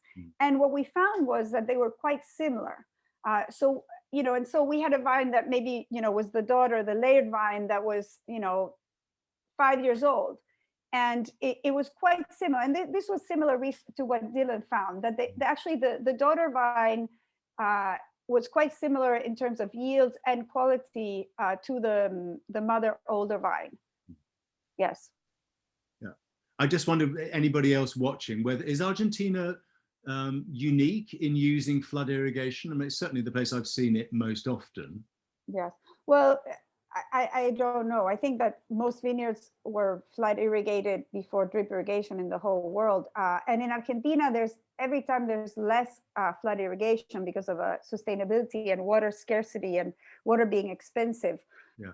I hope there's not a lot of flood irrigated places in the world, because it's definitely not good for, in terms of water resources.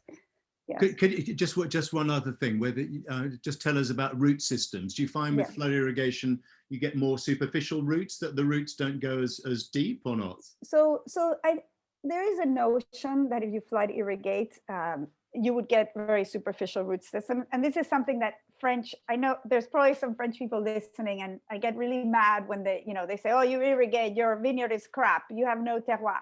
And the reality is that we have such little water and such good drainage that even if you flood irrigate, the water is gone. And here in Angelica, the root systems are generally about 2 meters or more, because there is no underground water. So in many parts of the world, you actually have access to water for the vines.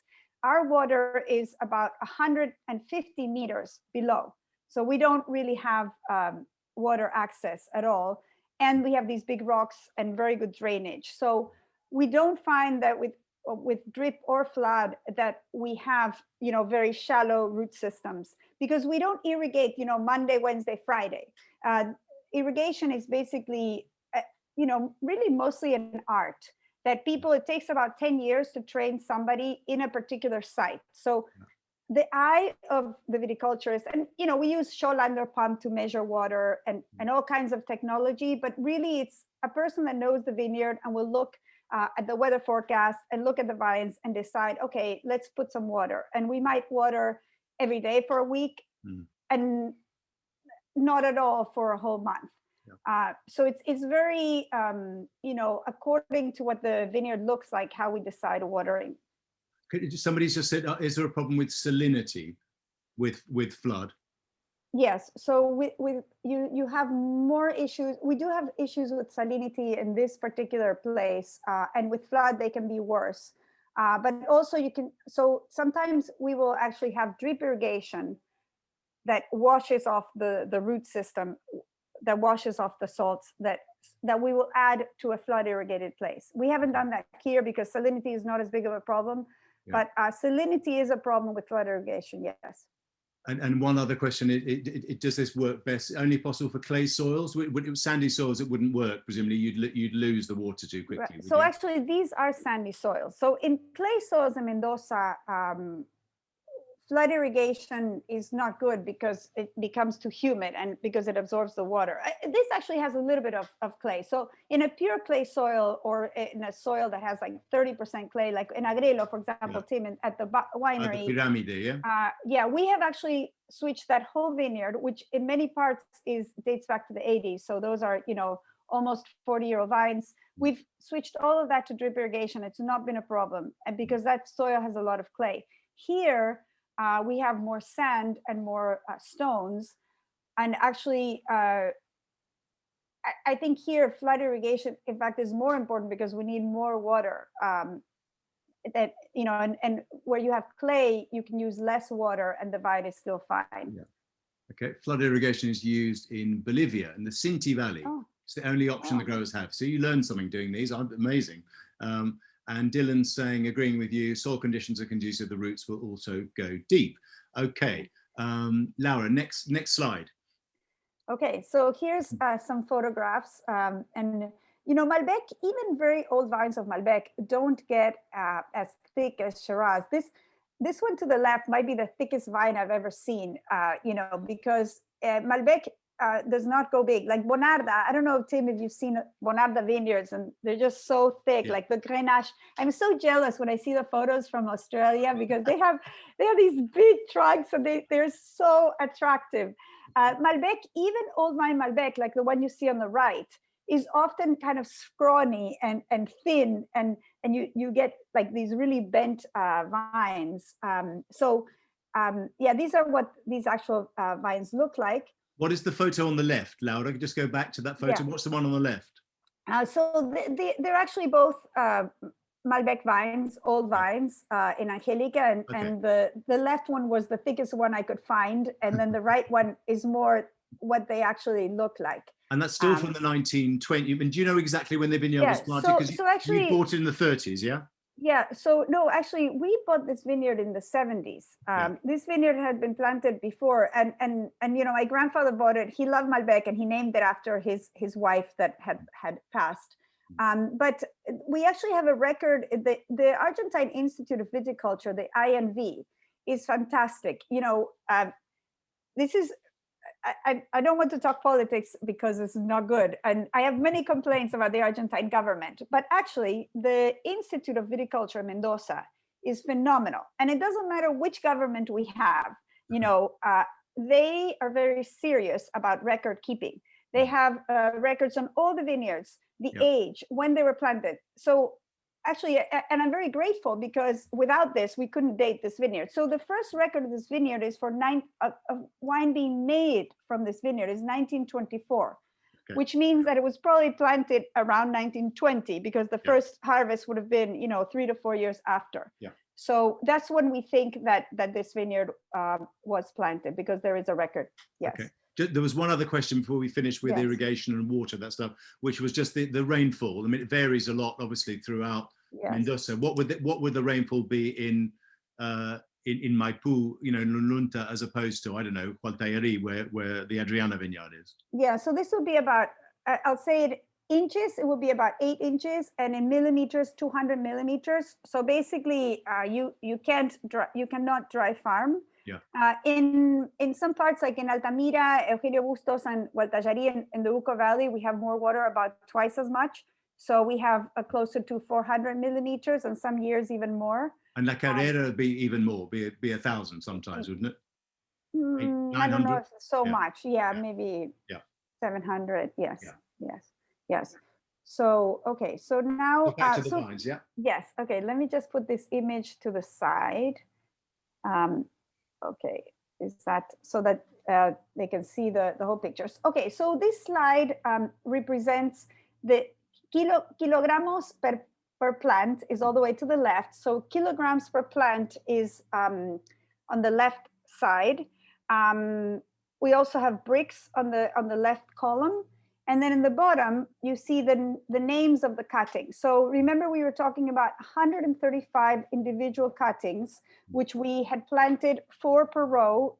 This data comes from the vineyard where we planted these cuttings. So this is not from Angelica, the old vine vineyard that I've been talking about. This is, once we took this selection of 135 individual cuttings, we planted them 1 per row.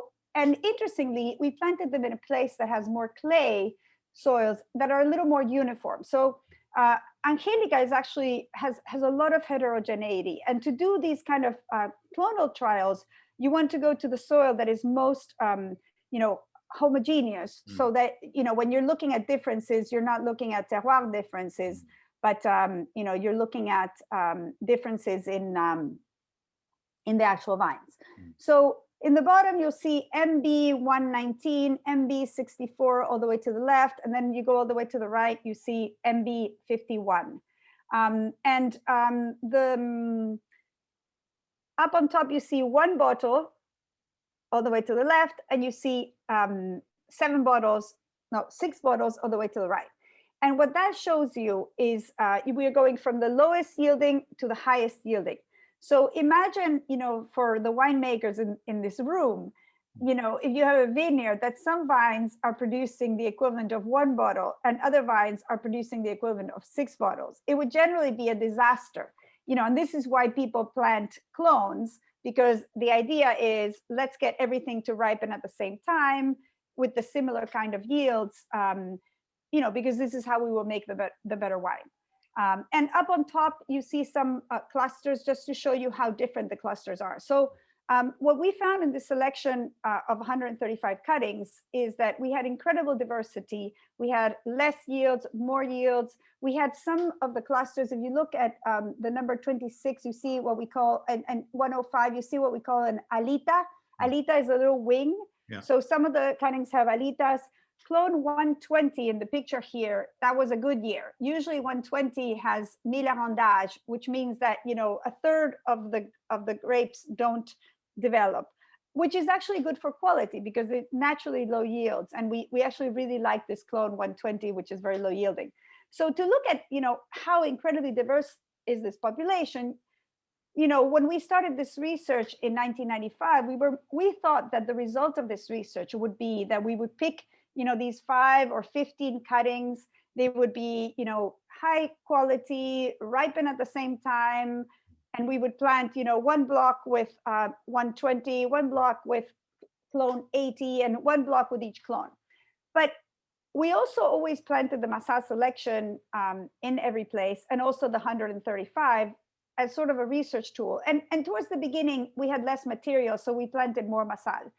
And what we have found is that when you actually plant the whole population, even if you have different vines in terms of the yields, they actually ripen more consistently. So the vines come together in terms of bricks. You don't see this kind of difference that you see on this, where you're going from, 24 to almost 28 bricks.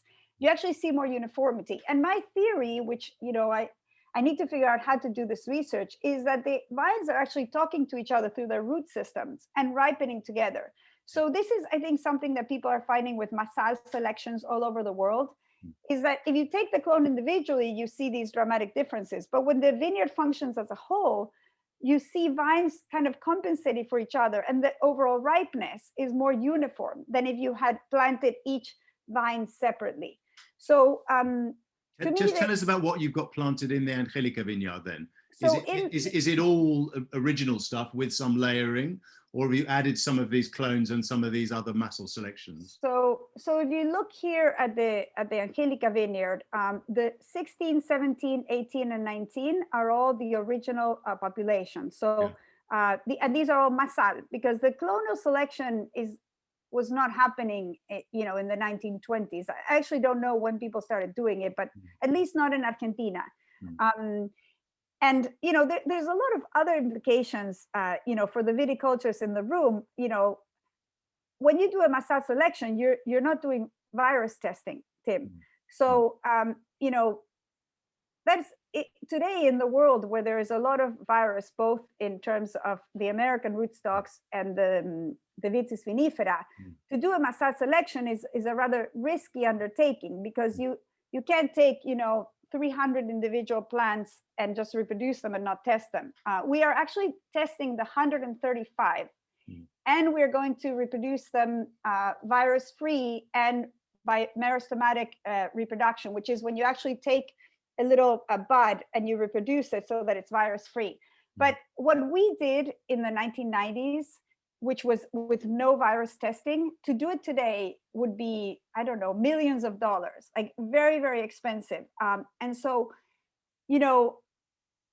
this is, I think, maybe the elephant in the room, that, we want to preserve these old vine selections, but we also have all these threats coming. So I think we need to figure out how to preserve some of it and study it and make sure it's virus free, preserve some of it not caring about the viruses, because in some, for example, if you're ungrafted, we have so many vineyards that are ungrafted where viruses do not significantly affect the production. So these vineyards are high functioning. Like as a doctor, I can tell you, most humans have some virus at some time or other. We are, colonized by bacteria, by viruses, and most of us are not seeing the effects of that until we get sick with the virus. And so vines are rather similar. But doing this project and reproducing these massal selections, these 135 cuttings, is a very expensive undertaking, and something that you need to believe in. And my view is that if we don't preserve these old vines, if we don't preserve these populations, there might be some genes that are protected for climate change. So there might be a gene that helps us, with some new pest that comes about. Maybe there's some new nematode that we can be protected against, or maybe towards water stress. We were talking about epigenetics. There's when we've studied the vines that grow at higher altitude, they have certain genes that are protected for UV radiation to the vines, which is higher at higher altitude. So, for me, what's really important is preserving the old vines, but also preserving their genetic material, because there may be something in that material that once we pull it out, it's no longer there. And as Dylan said, in Australia, there's so many of these old vineyards that are ungrafted, and there's all this genetic diversity that has been lost, in many parts of Europe. I mean, forgive me if this is a stupid question, but it may well be, but to what extent is it possible to clean up a massal selection? Can you clean it up for viruses or not? Well, so, the difference between the 135 cuttings and massal selection is a little bit semantic. When the definition of massal selection is that you just go look for some plants that look good, that you don't think there's wood disease, you don't think they've got a virus or any problem, and then you take the cuttings and you put them in little planters. And the thing that you plant is a mix. You know, it might have more of one plant than another because one plant was a little more productive and you really liked it and you put a little more of that. When we do the 135, there's specific cuttings that we're reproducing in equal numbers. So could you clean? Of course, you could clean a massal selection, but you'd have to do vine per vine virus testing. Then you'd have to plant it and take the material. That would be very expensive because you don't just plant the first time you take it out. You have to keep on testing it because it could have gotten infected. So and the thing is, I suppose, if you do clean it up, do you then change its DNA in a sense? I mean, are you changing its personality? No, I don't think so. You know, Dylan was talking about the mugron, the little baby plant. Well, actually, you are right that you could change the personality. And this is a point I wanted to make. Dylan was talking, when in his research, he saw that the little baby plant, what is it called, the mugron in English? The layering. The layering, yeah.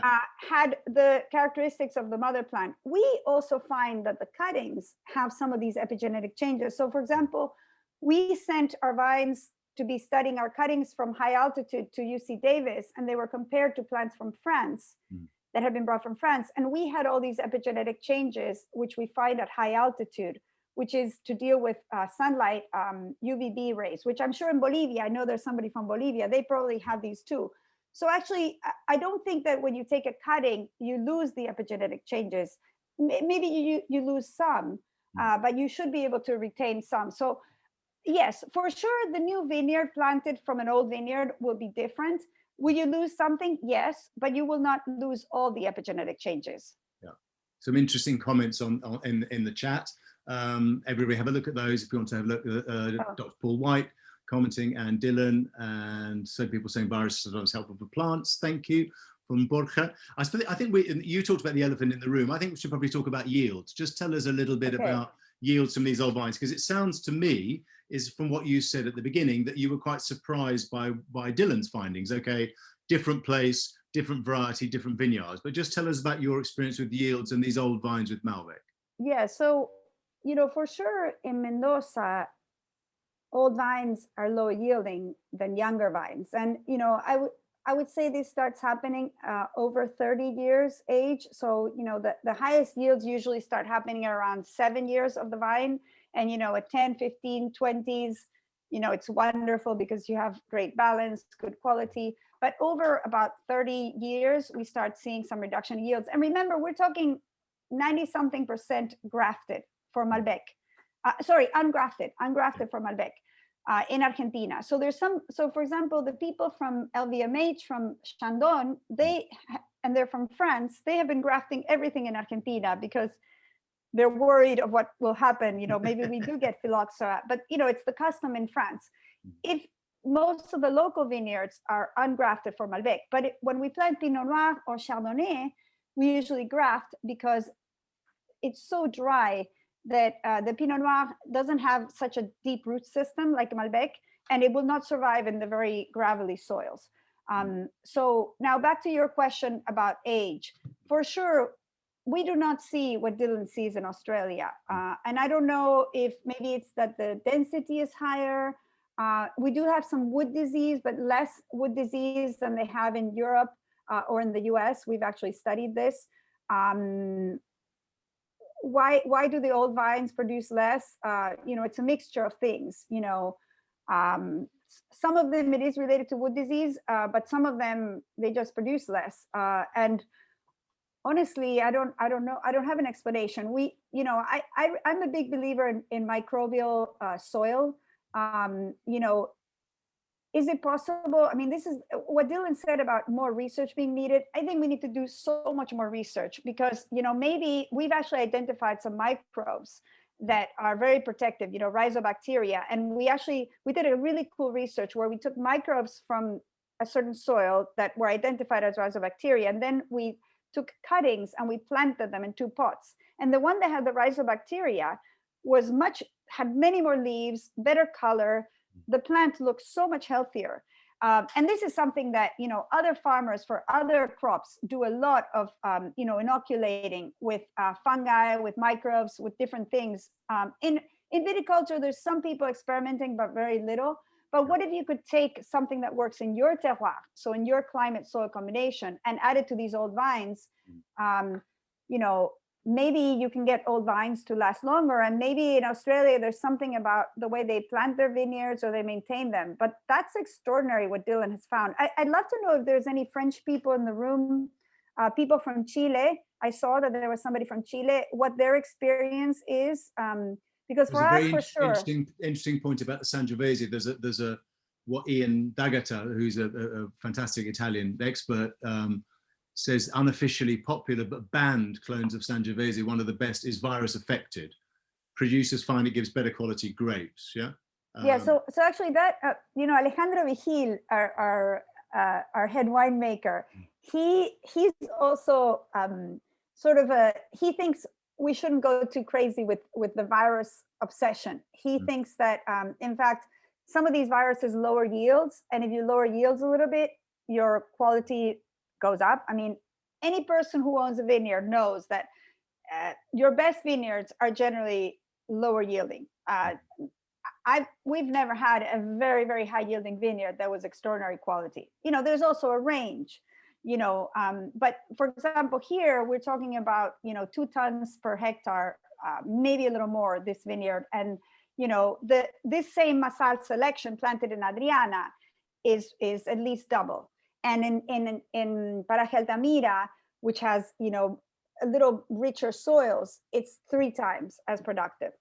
So, you know, Tim, I'm jealous of Australia at this point, because I wish we had these old vines being, you know, more productive. I mean, Jaco Engelbrecht made a very good point, and I'm not a scientist, but he said you need to specify which virus. That leaf roll virus, which is obviously highly detrimental, I think, to quality and yield. Yes. Particularly in South Africa, is certainly one of them. Yeah. So maybe there are good and less good viruses. I don't know. No, absolutely. And so there's one called Pinot Gris virus that comes from Italy, probably. Although I don't want to blame it. I don't want to get into where the virus comes Pinot from. Grigio. It's to blame for lots of things in the world. But you know, this virus is not a big problem. Now, the interesting thing, Tim, is that a virus can be a big problem in one country and less of a big problem in another country. And I don't think anybody knows why. But yeah, so some of the viruses are horrible. And when you do a panel of viruses, you usually pick, you know, a certain number of viruses and you pick all the bad ones. But the other problem, Tim, is that every day they're finding some new virus that can affect vines.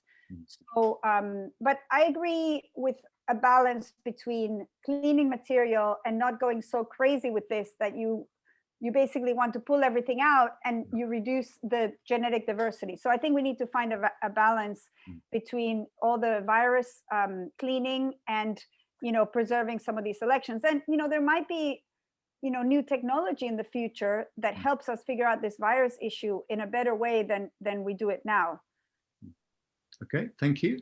I'm not sure where we are in the slides. It's been such a fascinating conversation. We got sidetracked.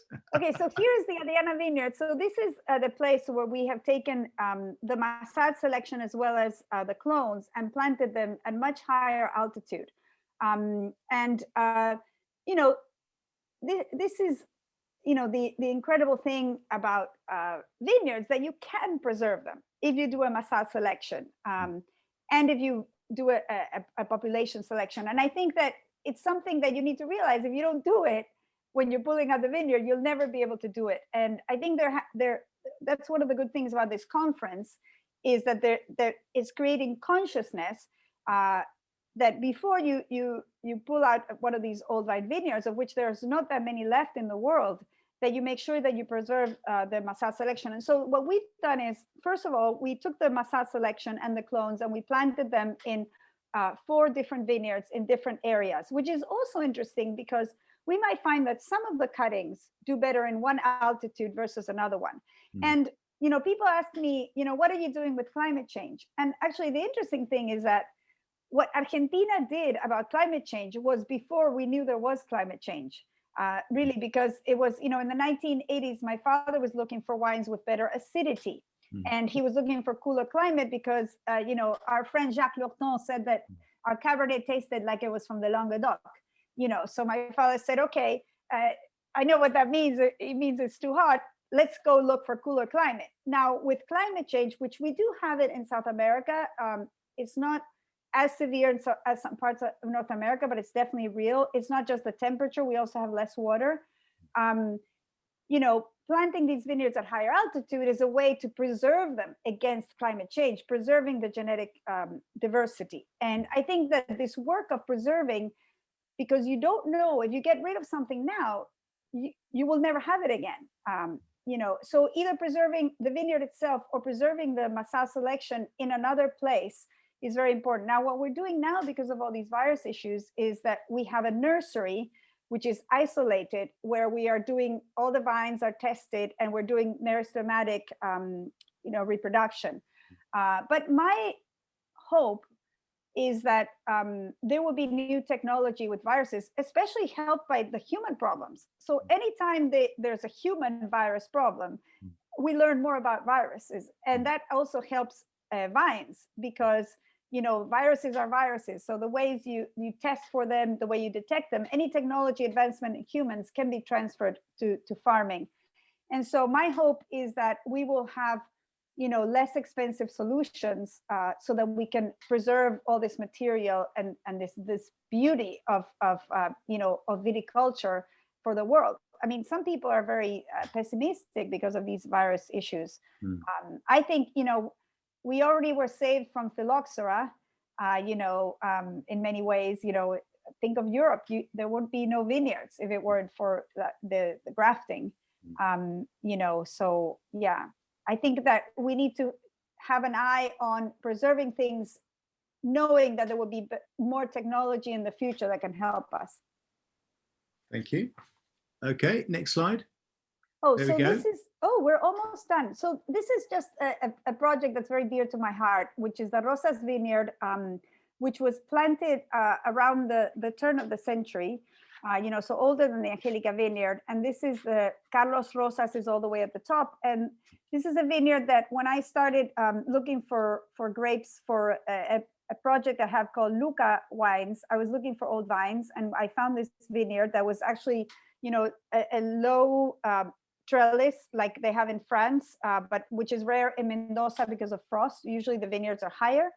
And they were actually planning to pull this vineyard out in the 90s. And we convinced the owner until 2016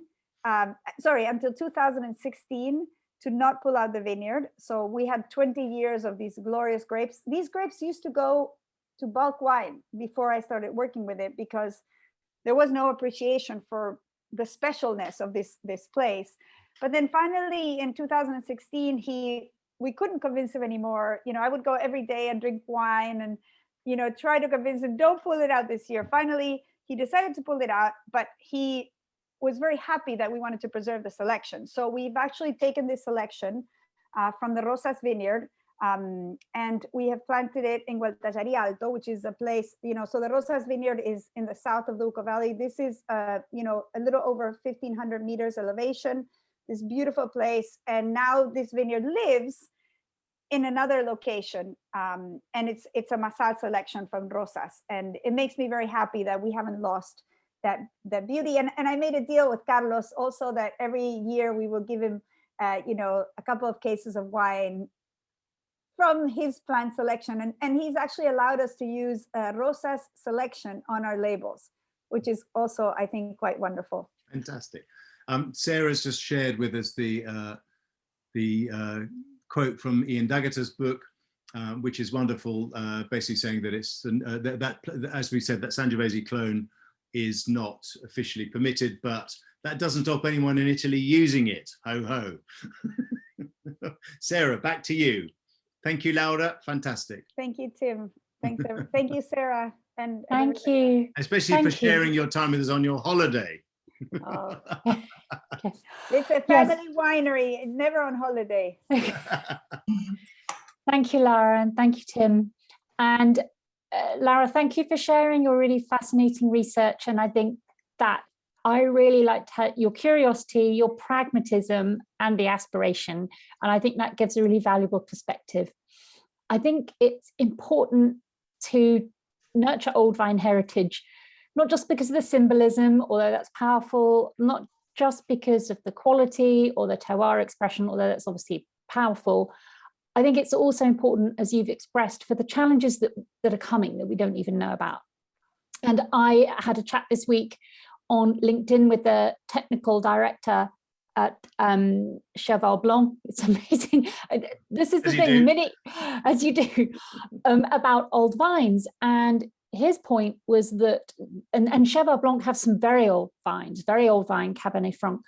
And his point is that the material is essential for the future. And in fact, we pick up more on that, in fact, with tomorrow's conference.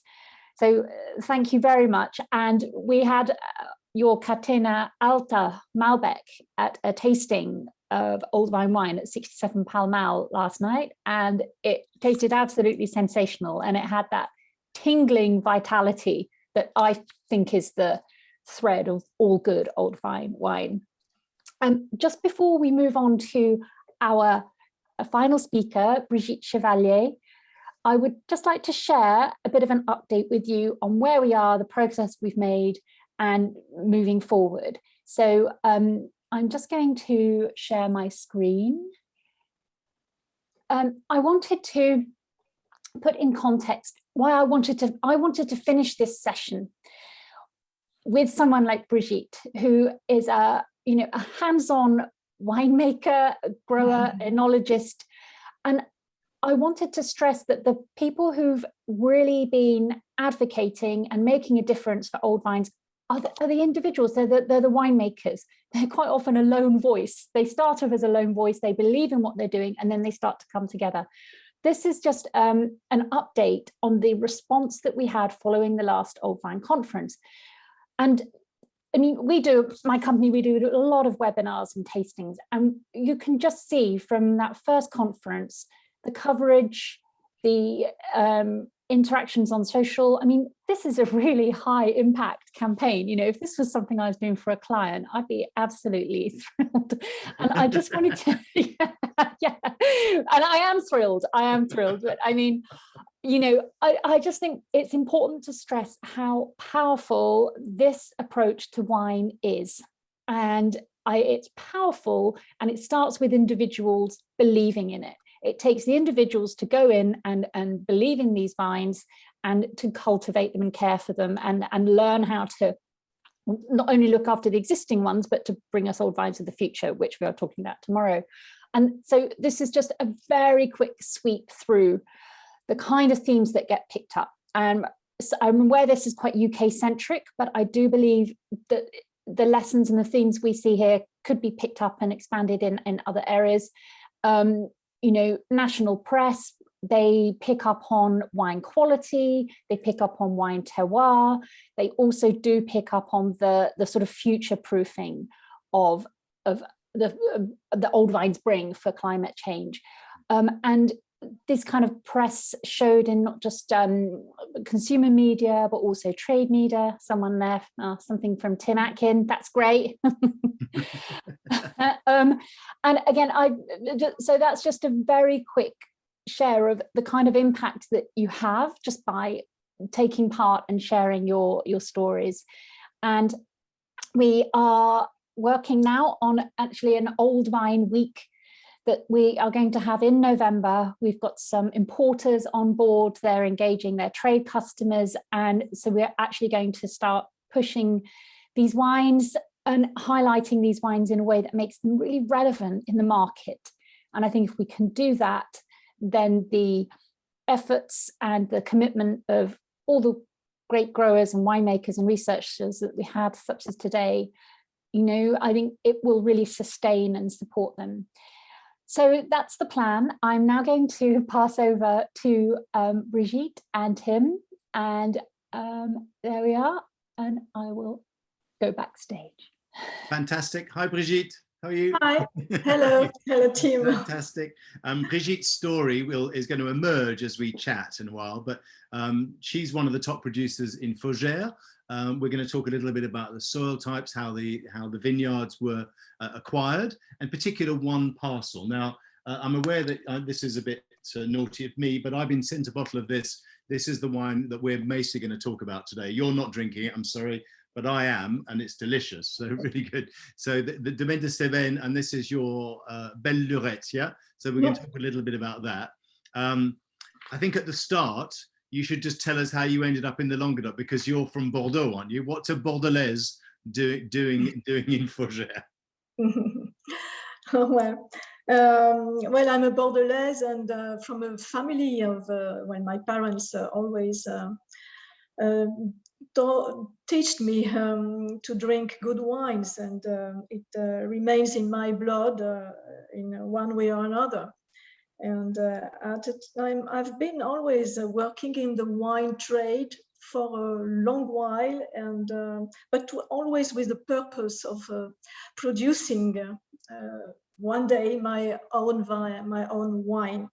And little by little, everything evaluated, and from the thoughts I could do some wine in Bordeaux, I happened to think a bit further and to refine my project. You're the opposite of Jacques Lurton, who was saying that a wine in Argentina tasted as if it came from the Languedoc. But Jacques Lurton made wine in the Languedoc, didn't he? So. Yes. So I make wine in the Languedoc. Yeah. And my approach was the creation of a wine of an estate, and necessarily it was rather, this creation of a vineyard was rather something difficult to custom, and so I created little by little. Because you started with what, 2.5 hectares in what year? Yes, now it's 11 hectares. Yeah. And when did you start? When was your first 2.5 hectares? I started, first hectares was 2007, yeah. Almost 15 years ago. And I think it was a very good thing that I started at this time in the Languedoc. There were some places that, well, I was told that in Fougères, as such, there were some nice places I could work with, and so my project, my target was different than the one from any cooperative. Wine growers who bring their berries to the CAF cooperative and couldn't give a good, maybe a good value to their own vines. My luck was that there the plots that interested me were free to be bought, and also my luck was that as I gradually built up this estate, it's allowed me to refine my vision and my strategy, and to adapt purchasing one plot and not another one, etc. So to stick as much as possible to the idea, the dream I had in my head, and the type of wine I wanted to produce. It's interesting what you said. You said that the plots you wanted were available. Is that because they were old? I mean, very often you find in France people say, oh, it's a bit old, but nobody wants that. You get the same thing in all over the world, I think, Spain especially. Were the ones you wanted old? Some of them were old, some were not, but they were all in strategic places, 100-meter high in altitude, and most of them were facing to the north, facing to the dominant wind from the Parc Naturel of Haut-Languedoc. And I believe that this would help me producing wine with more balance. And this type of plots, of parcels, are not very interesting for any normal wine growers, because sometimes they don't ripe as much as they would like, especially if the yield are bigger. And to me, it was quite the contrary. It was very interesting because the maturity, the ripeness was long to arrive and good for the balance in the wine. Yeah, No, very, very interesting. Oh, somebody's told me off. Jacques has taken his comment back since then. He's a dear friend. Yeah, he's a good friend of mine too. We're only joking, Laura. Okay. Tell us about Fougères, because Fougères, I mean, for those of you who don't know the Languedoc, I mean, I think the Languedoc is an amazing region and very undervalued still, I think. You know, it's one of, Fougères is one of the great appellations, along with maybe, I don't know, Saint-Chinian, Pic-Saint-Loup, Terrasse du Larzac, you know, I don't know, anything else we would add in there? I mean, lots of them, but I think tomorrow we're going to be talking a little bit about Fitou and also over the border into the Roussillon. Tell us about Fougères, because it's very special in terms of soil, especially, isn't it? Yes, Yeah. the typicity of the soil of Fougères is 100% schist or shale schist soil. And it's quite a typicity opposite to that of limestone, chalky terroir.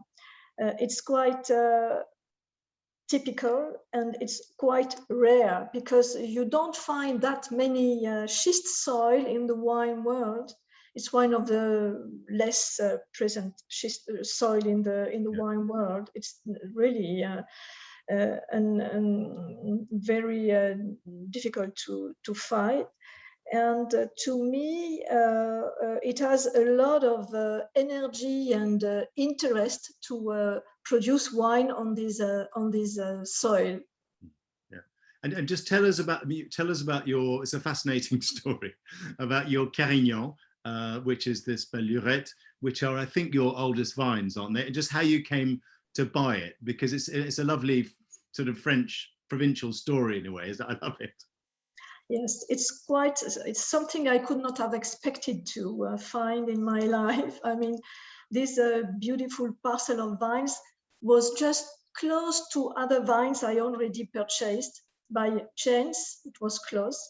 And I was always looking at them and hoping that one day the owner would retire. And so every year I went and visited him and said, if you are once in a time selling your vines for any reason, perhaps you retire, which was the case, and would you please sell me your vines? They were beautifully planted on the top of a hill where we now have our cellar and where we live.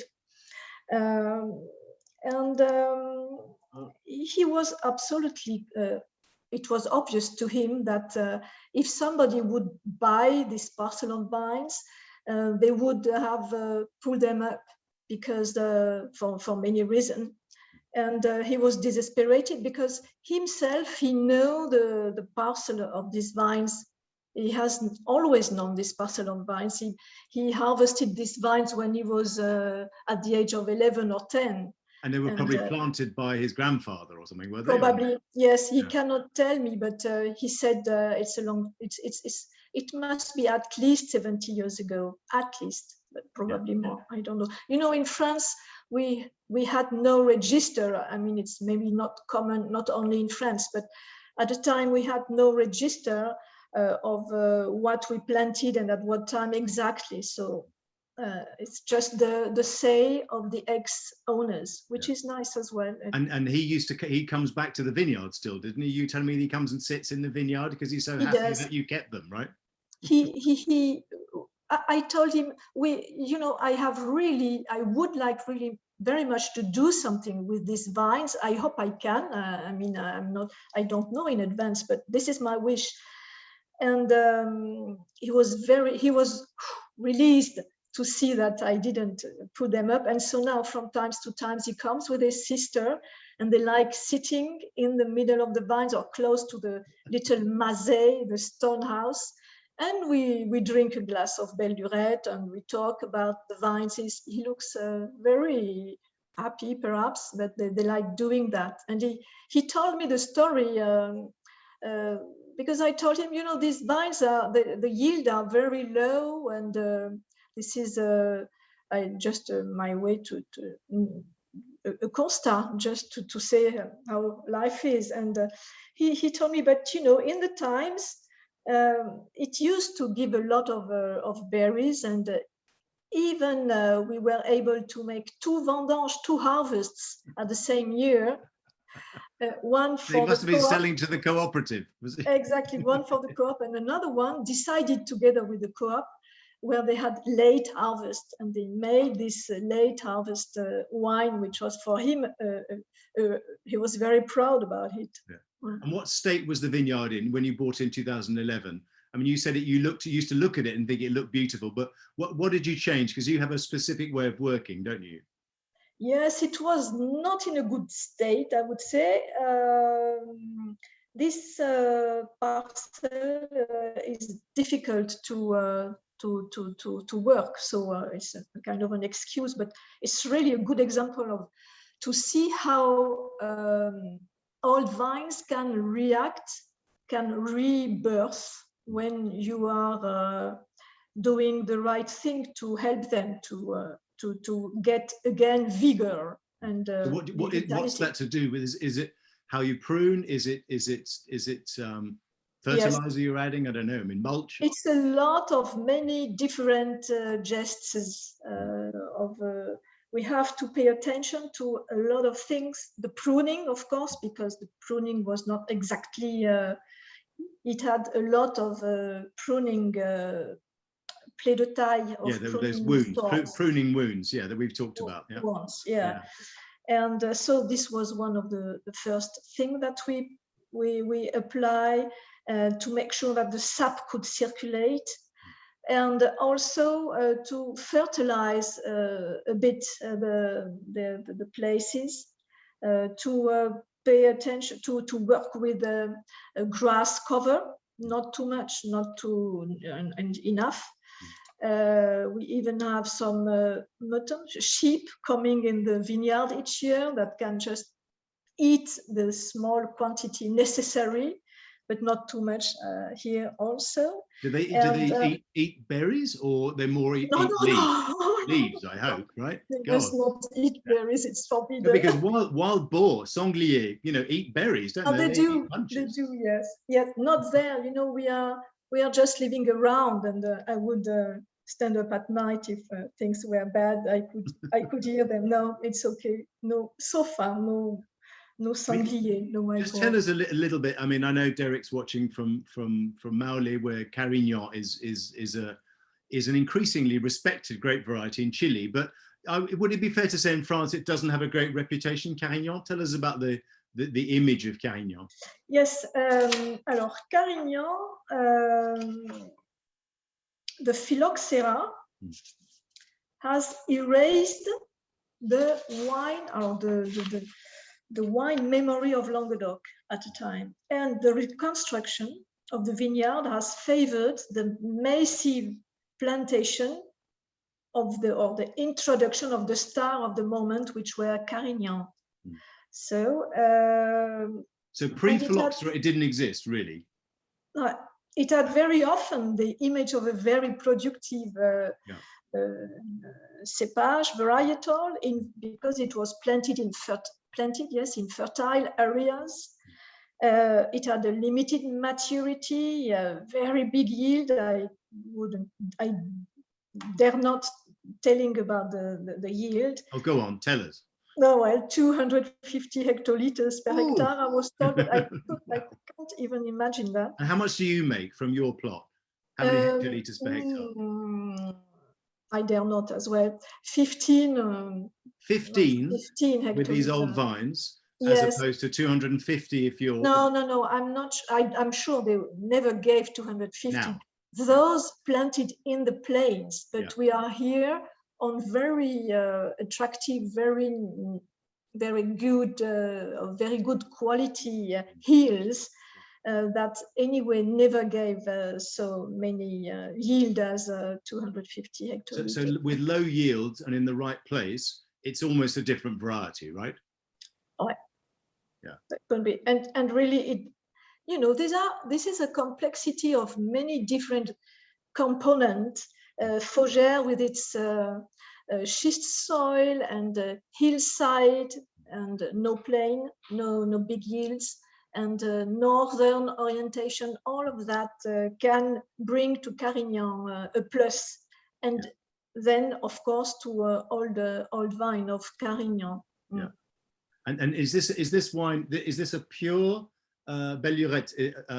Bellurette in French means il y a des siècles. Yeah, so centuries ago, in the past, exactly. A long time ago. Yeah, the little expression. Yeah, that's right. It sticks to the matter. I mean, because Bellurette, it's always, you never know how specific. It's not a very mathematic information.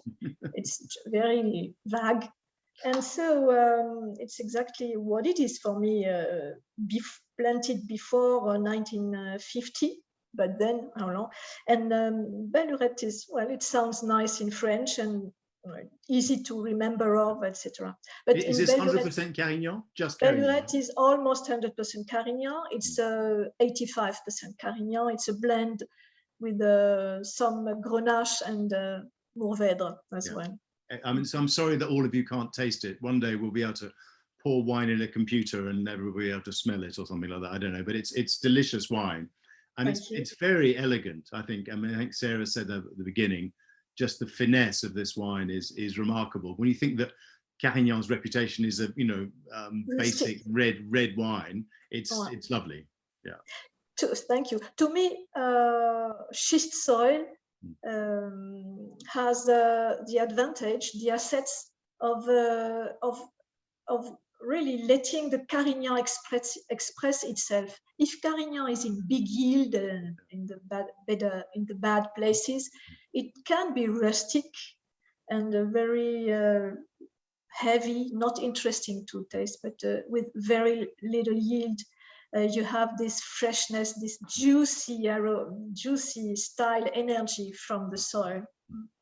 We're talking a little bit about marketing now, because you were ahead of your time in a way. You started doing this sponsorship model, parrainage. You know, it was what we call that, a kind of godparent model, really. And just tell us a little bit about how that came about, with Ken Payton coming there to do his very famous documentary, producer Ken Payton, who came to the Languedoc, didn't he? Yes, I mean, all my project of Adopt a Vine started when I met Ken Payton, who went to. He's a movie maker and documentarist, and at the occasion of his film At Seben, he wanted to reveal the truth of the Languedoc through the creativity and dynamism and the dedication of the terroir from 12 wineries, and among them. So he made a documentary about the Languedoc, didn't he? Yeah, he made a documentary. What's it called? Les terroiristes du Languedoc, in French. So jeu de mots, a pun on the word terroir and terrorist, right? Voilà. Terroir. Oui, it could have been. No, it was not terrorist. No. But we are all very much involved in in this dynamic. So, right. And when 2012, he arrived at Seben, and I presented him the vines, the Carignan vines. He had many shots of these places, of this specific place, and I told him, and here are my old ladies. And it was just something spontaneous, you know. And so I thought I just bought the parcel 2011, 1 year ago. It was quite new, and for me. And I had the idea, how could I do something with this old ladies concept and connect people, wine lovers, with this place. This is how it started. And so you have a club, really, do you, of people who buy this wine specifically, don't they? Yes, we would have to give a definition to a club as French people. It's not necessary. Well, it could be a club. That's to say, I propose the sponsorship of these old vines, only these old vines, to visitors, wine lovers, people whom I am in contact with, and to offer them for many reasons. I mean, it's not an economical reason at the basis, at the start, and not even now.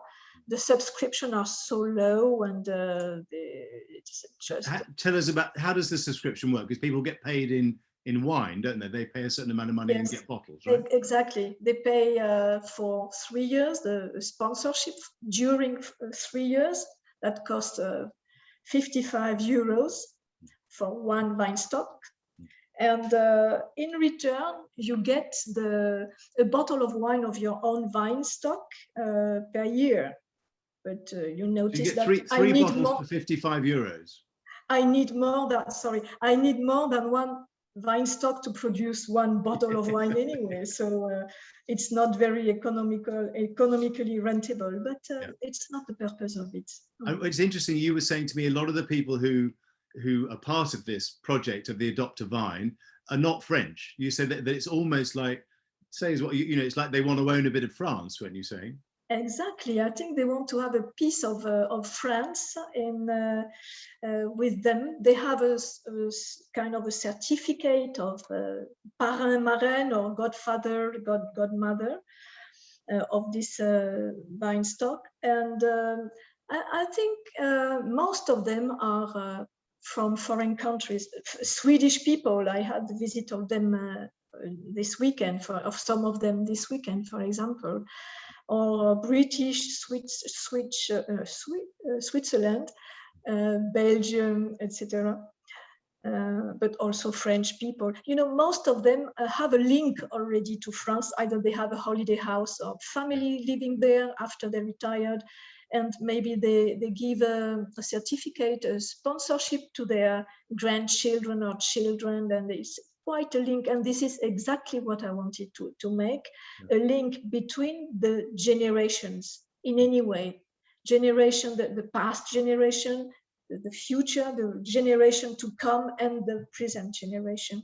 I like that idea of a link between the generations, not just the generations of vines in a way, or people who own the vineyard, but actually the human beings who are involved with the wine in all senses. I mean, drinking it as much as anything, as well as making it.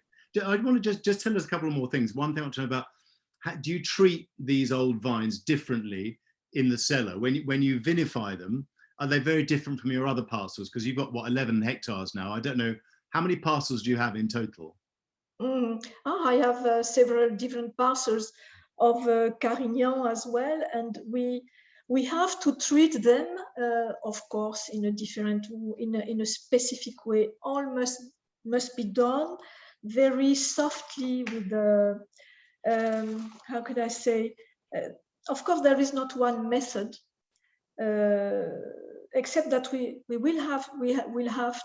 have to care to give the most attention in order to express the terroir.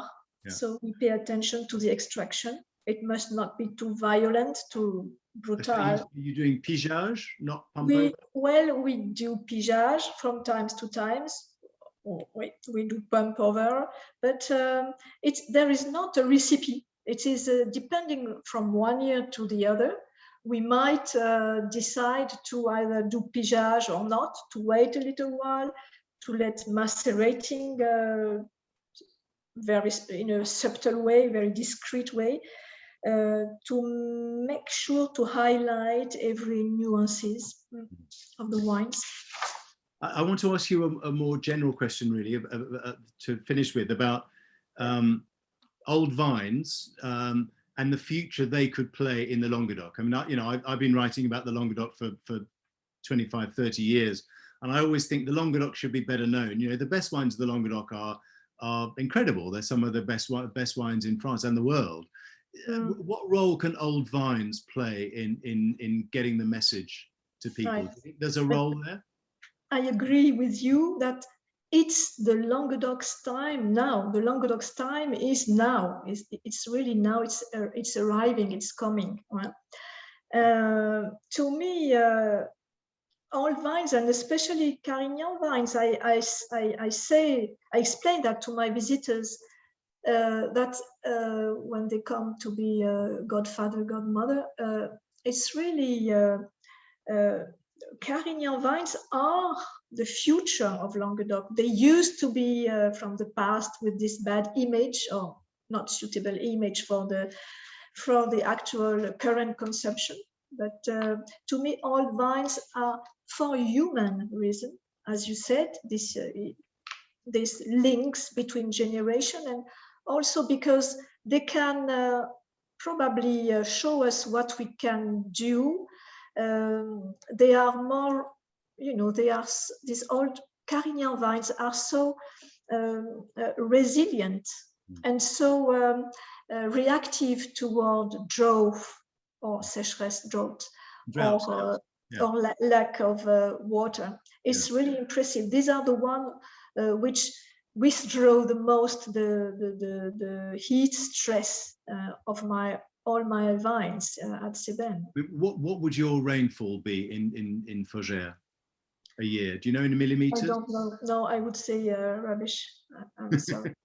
I would say something wrong. Sorry. Yeah, but it's dry. But this is dry farmed. I mean, would it be legal to irrigate the vineyard in Fougères, even with drip irrigation?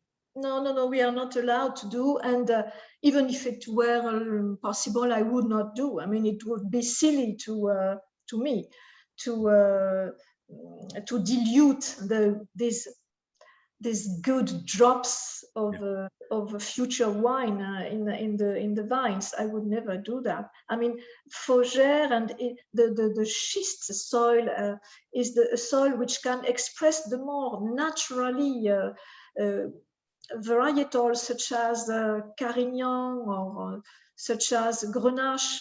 Really, it would be silly to water them and to do something in that direction. This interesting paradox, isn't there? A lot of the Carignan was planted after phylloxera. I mean, when was phylloxera in the Languedoc? Sort of 1890s, probably. What 1990, exactly 96 or something. Yeah. Yeah. So 1896 probably arrived. So the end of the 19th century, and then when they replanted, a lot of what they planted was Carignan, which means that a lot of the oldest vines are Carignan, right? Exactly, but maybe it was something that they didn't know in advance, that we had to face these climatic troubles. But it was really one of the best varietal to plant and arrive at the good age now. Good age, which means 70, 60, 50 or age.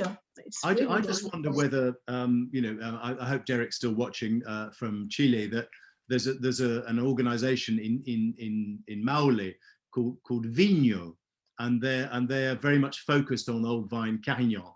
I wonder if there could be some sort of connection between you guys in the Languedoc, the people who make Carignanissime, your wine, maybe a little conference once we can all travel again, or where there's a connection between old vine, maybe Carignan also in northern Spain, in Carignana. We could do also a good connection with the association called Carignan Renaissance. Fantastic. Which is a gathering of many of us here in the Languedoc and Roussillon, with very clever wine growers as well, and I'm sure they would like this idea. Okay, so Sarah, I think we could use that Carignan Renaissance with Vigno, and maybe get some Spaniards involved as well. Fantastic. Thank you, Sarah, for looking at that. I was going to say 300 millimeters. It's 365 millimeters. I'm not saying in your vineyard, but roughly. So it's pretty dry, isn't it? You can see that these old vines, and Carignan is quite a hardy plant. It's not irrigated, rarely irrigated in Maule as well. A lot of these vines in the Secano Interior, as they call it in Chile, is a dry farm. Same thing. I mean, it's amazing. Yeah, but somebody says per year. Is that April to September? Not sure. I don't know. Somebody else has given me the figure. That's from Sarah. Let me check it up. Let me check it. It looked like a reasonable source, but I've just quickly searched. So bear with me. Thank you, Brigitte. Amazing to see you. I love your wine. And next time I'm in Fougères, coming to see you. Please do. I'm already a parrain of one old vine. Maybe I'll get another one. Très bien. We'll have more vines than Boris Johnson has got children. Oh no, I hope not. You'll be I'm sure you'll care for them beautifully. Yeah, I will. Yeah. I'll pay the alimony. Yeah. Sorry. Back to you, Sarah. Okay. Thank you, Brigitte. Fantastic tasting. Oh, tasting for me, but fascinating insights into this amazing parcel. Okay, thank you to you all. And I should just say we are working for future versions of the virtual conference to be able to include wine so that we can send virtual wine tasting packs. We can kind of work with our different regional ambassadors around the world so that we can actually include some of the wines that we are talking about. I think the key thing that Brigitte's story really highlights for me, and it's something I see again and again with old vines, is that they have a renaissance and re-elevating effect for some of the most interesting historic but kind of underestimated wine regions in the world. So, you know, Gallia Narbonensis, which is the Languedoc-Roussillon, those vineyards were planted on those hills and mountains by the Romans, by the Greeks, and the Greeks, yeah. and then they really, and under the Roman settlement, yeah. When it was a province, they absolutely flourished, and these places were wealthy and they were important. And then what really happened, and so this means that essentially the vines were put in really good places. And if you, I just wanted to quickly show some images from Brigitte's vineyard, which here, just because they're the most incredible vineyards. This is Brigitte cuddling her vine. This is the schist. I love that one. I'm sorry, I appreciate it's come up on the wrong view, but I can't cope with changing it back. I mean, no wonder you wanted to move from Bordeaux, but basically this is the terroir that the Greeks and the Romans established. And then we all know what happened with Languedoc. It gets massively expanded. It was notorious source of the wine lake, you know, after phylloxera, beginning of the 20th century, again, you know, massive downturn in fortunes. I love this one. Massive kind of downturn in quality and reputation and price of wines. And this is why I think it's important to highlight the work of individual growers like Brigitte, because it's people like these individuals, and you know, they are all over the world, who basically say, no, I'm going to hang on. And it's through that hanging on that they actually recuperate the genetic heritage, the vineyards, and actually the reputation and the aspiration of an entire region with deep history. And for me, I think that's a really important part of the old vine story, and it's a more emotional part, but it's just as important a part of as the genetics and the material and the kind of future proofing. Mm-hmm. So, yes. Are there any more? Brigitte, thank you so much. Okay, it's thank you. Lovely to speak with you and your sensitive approach.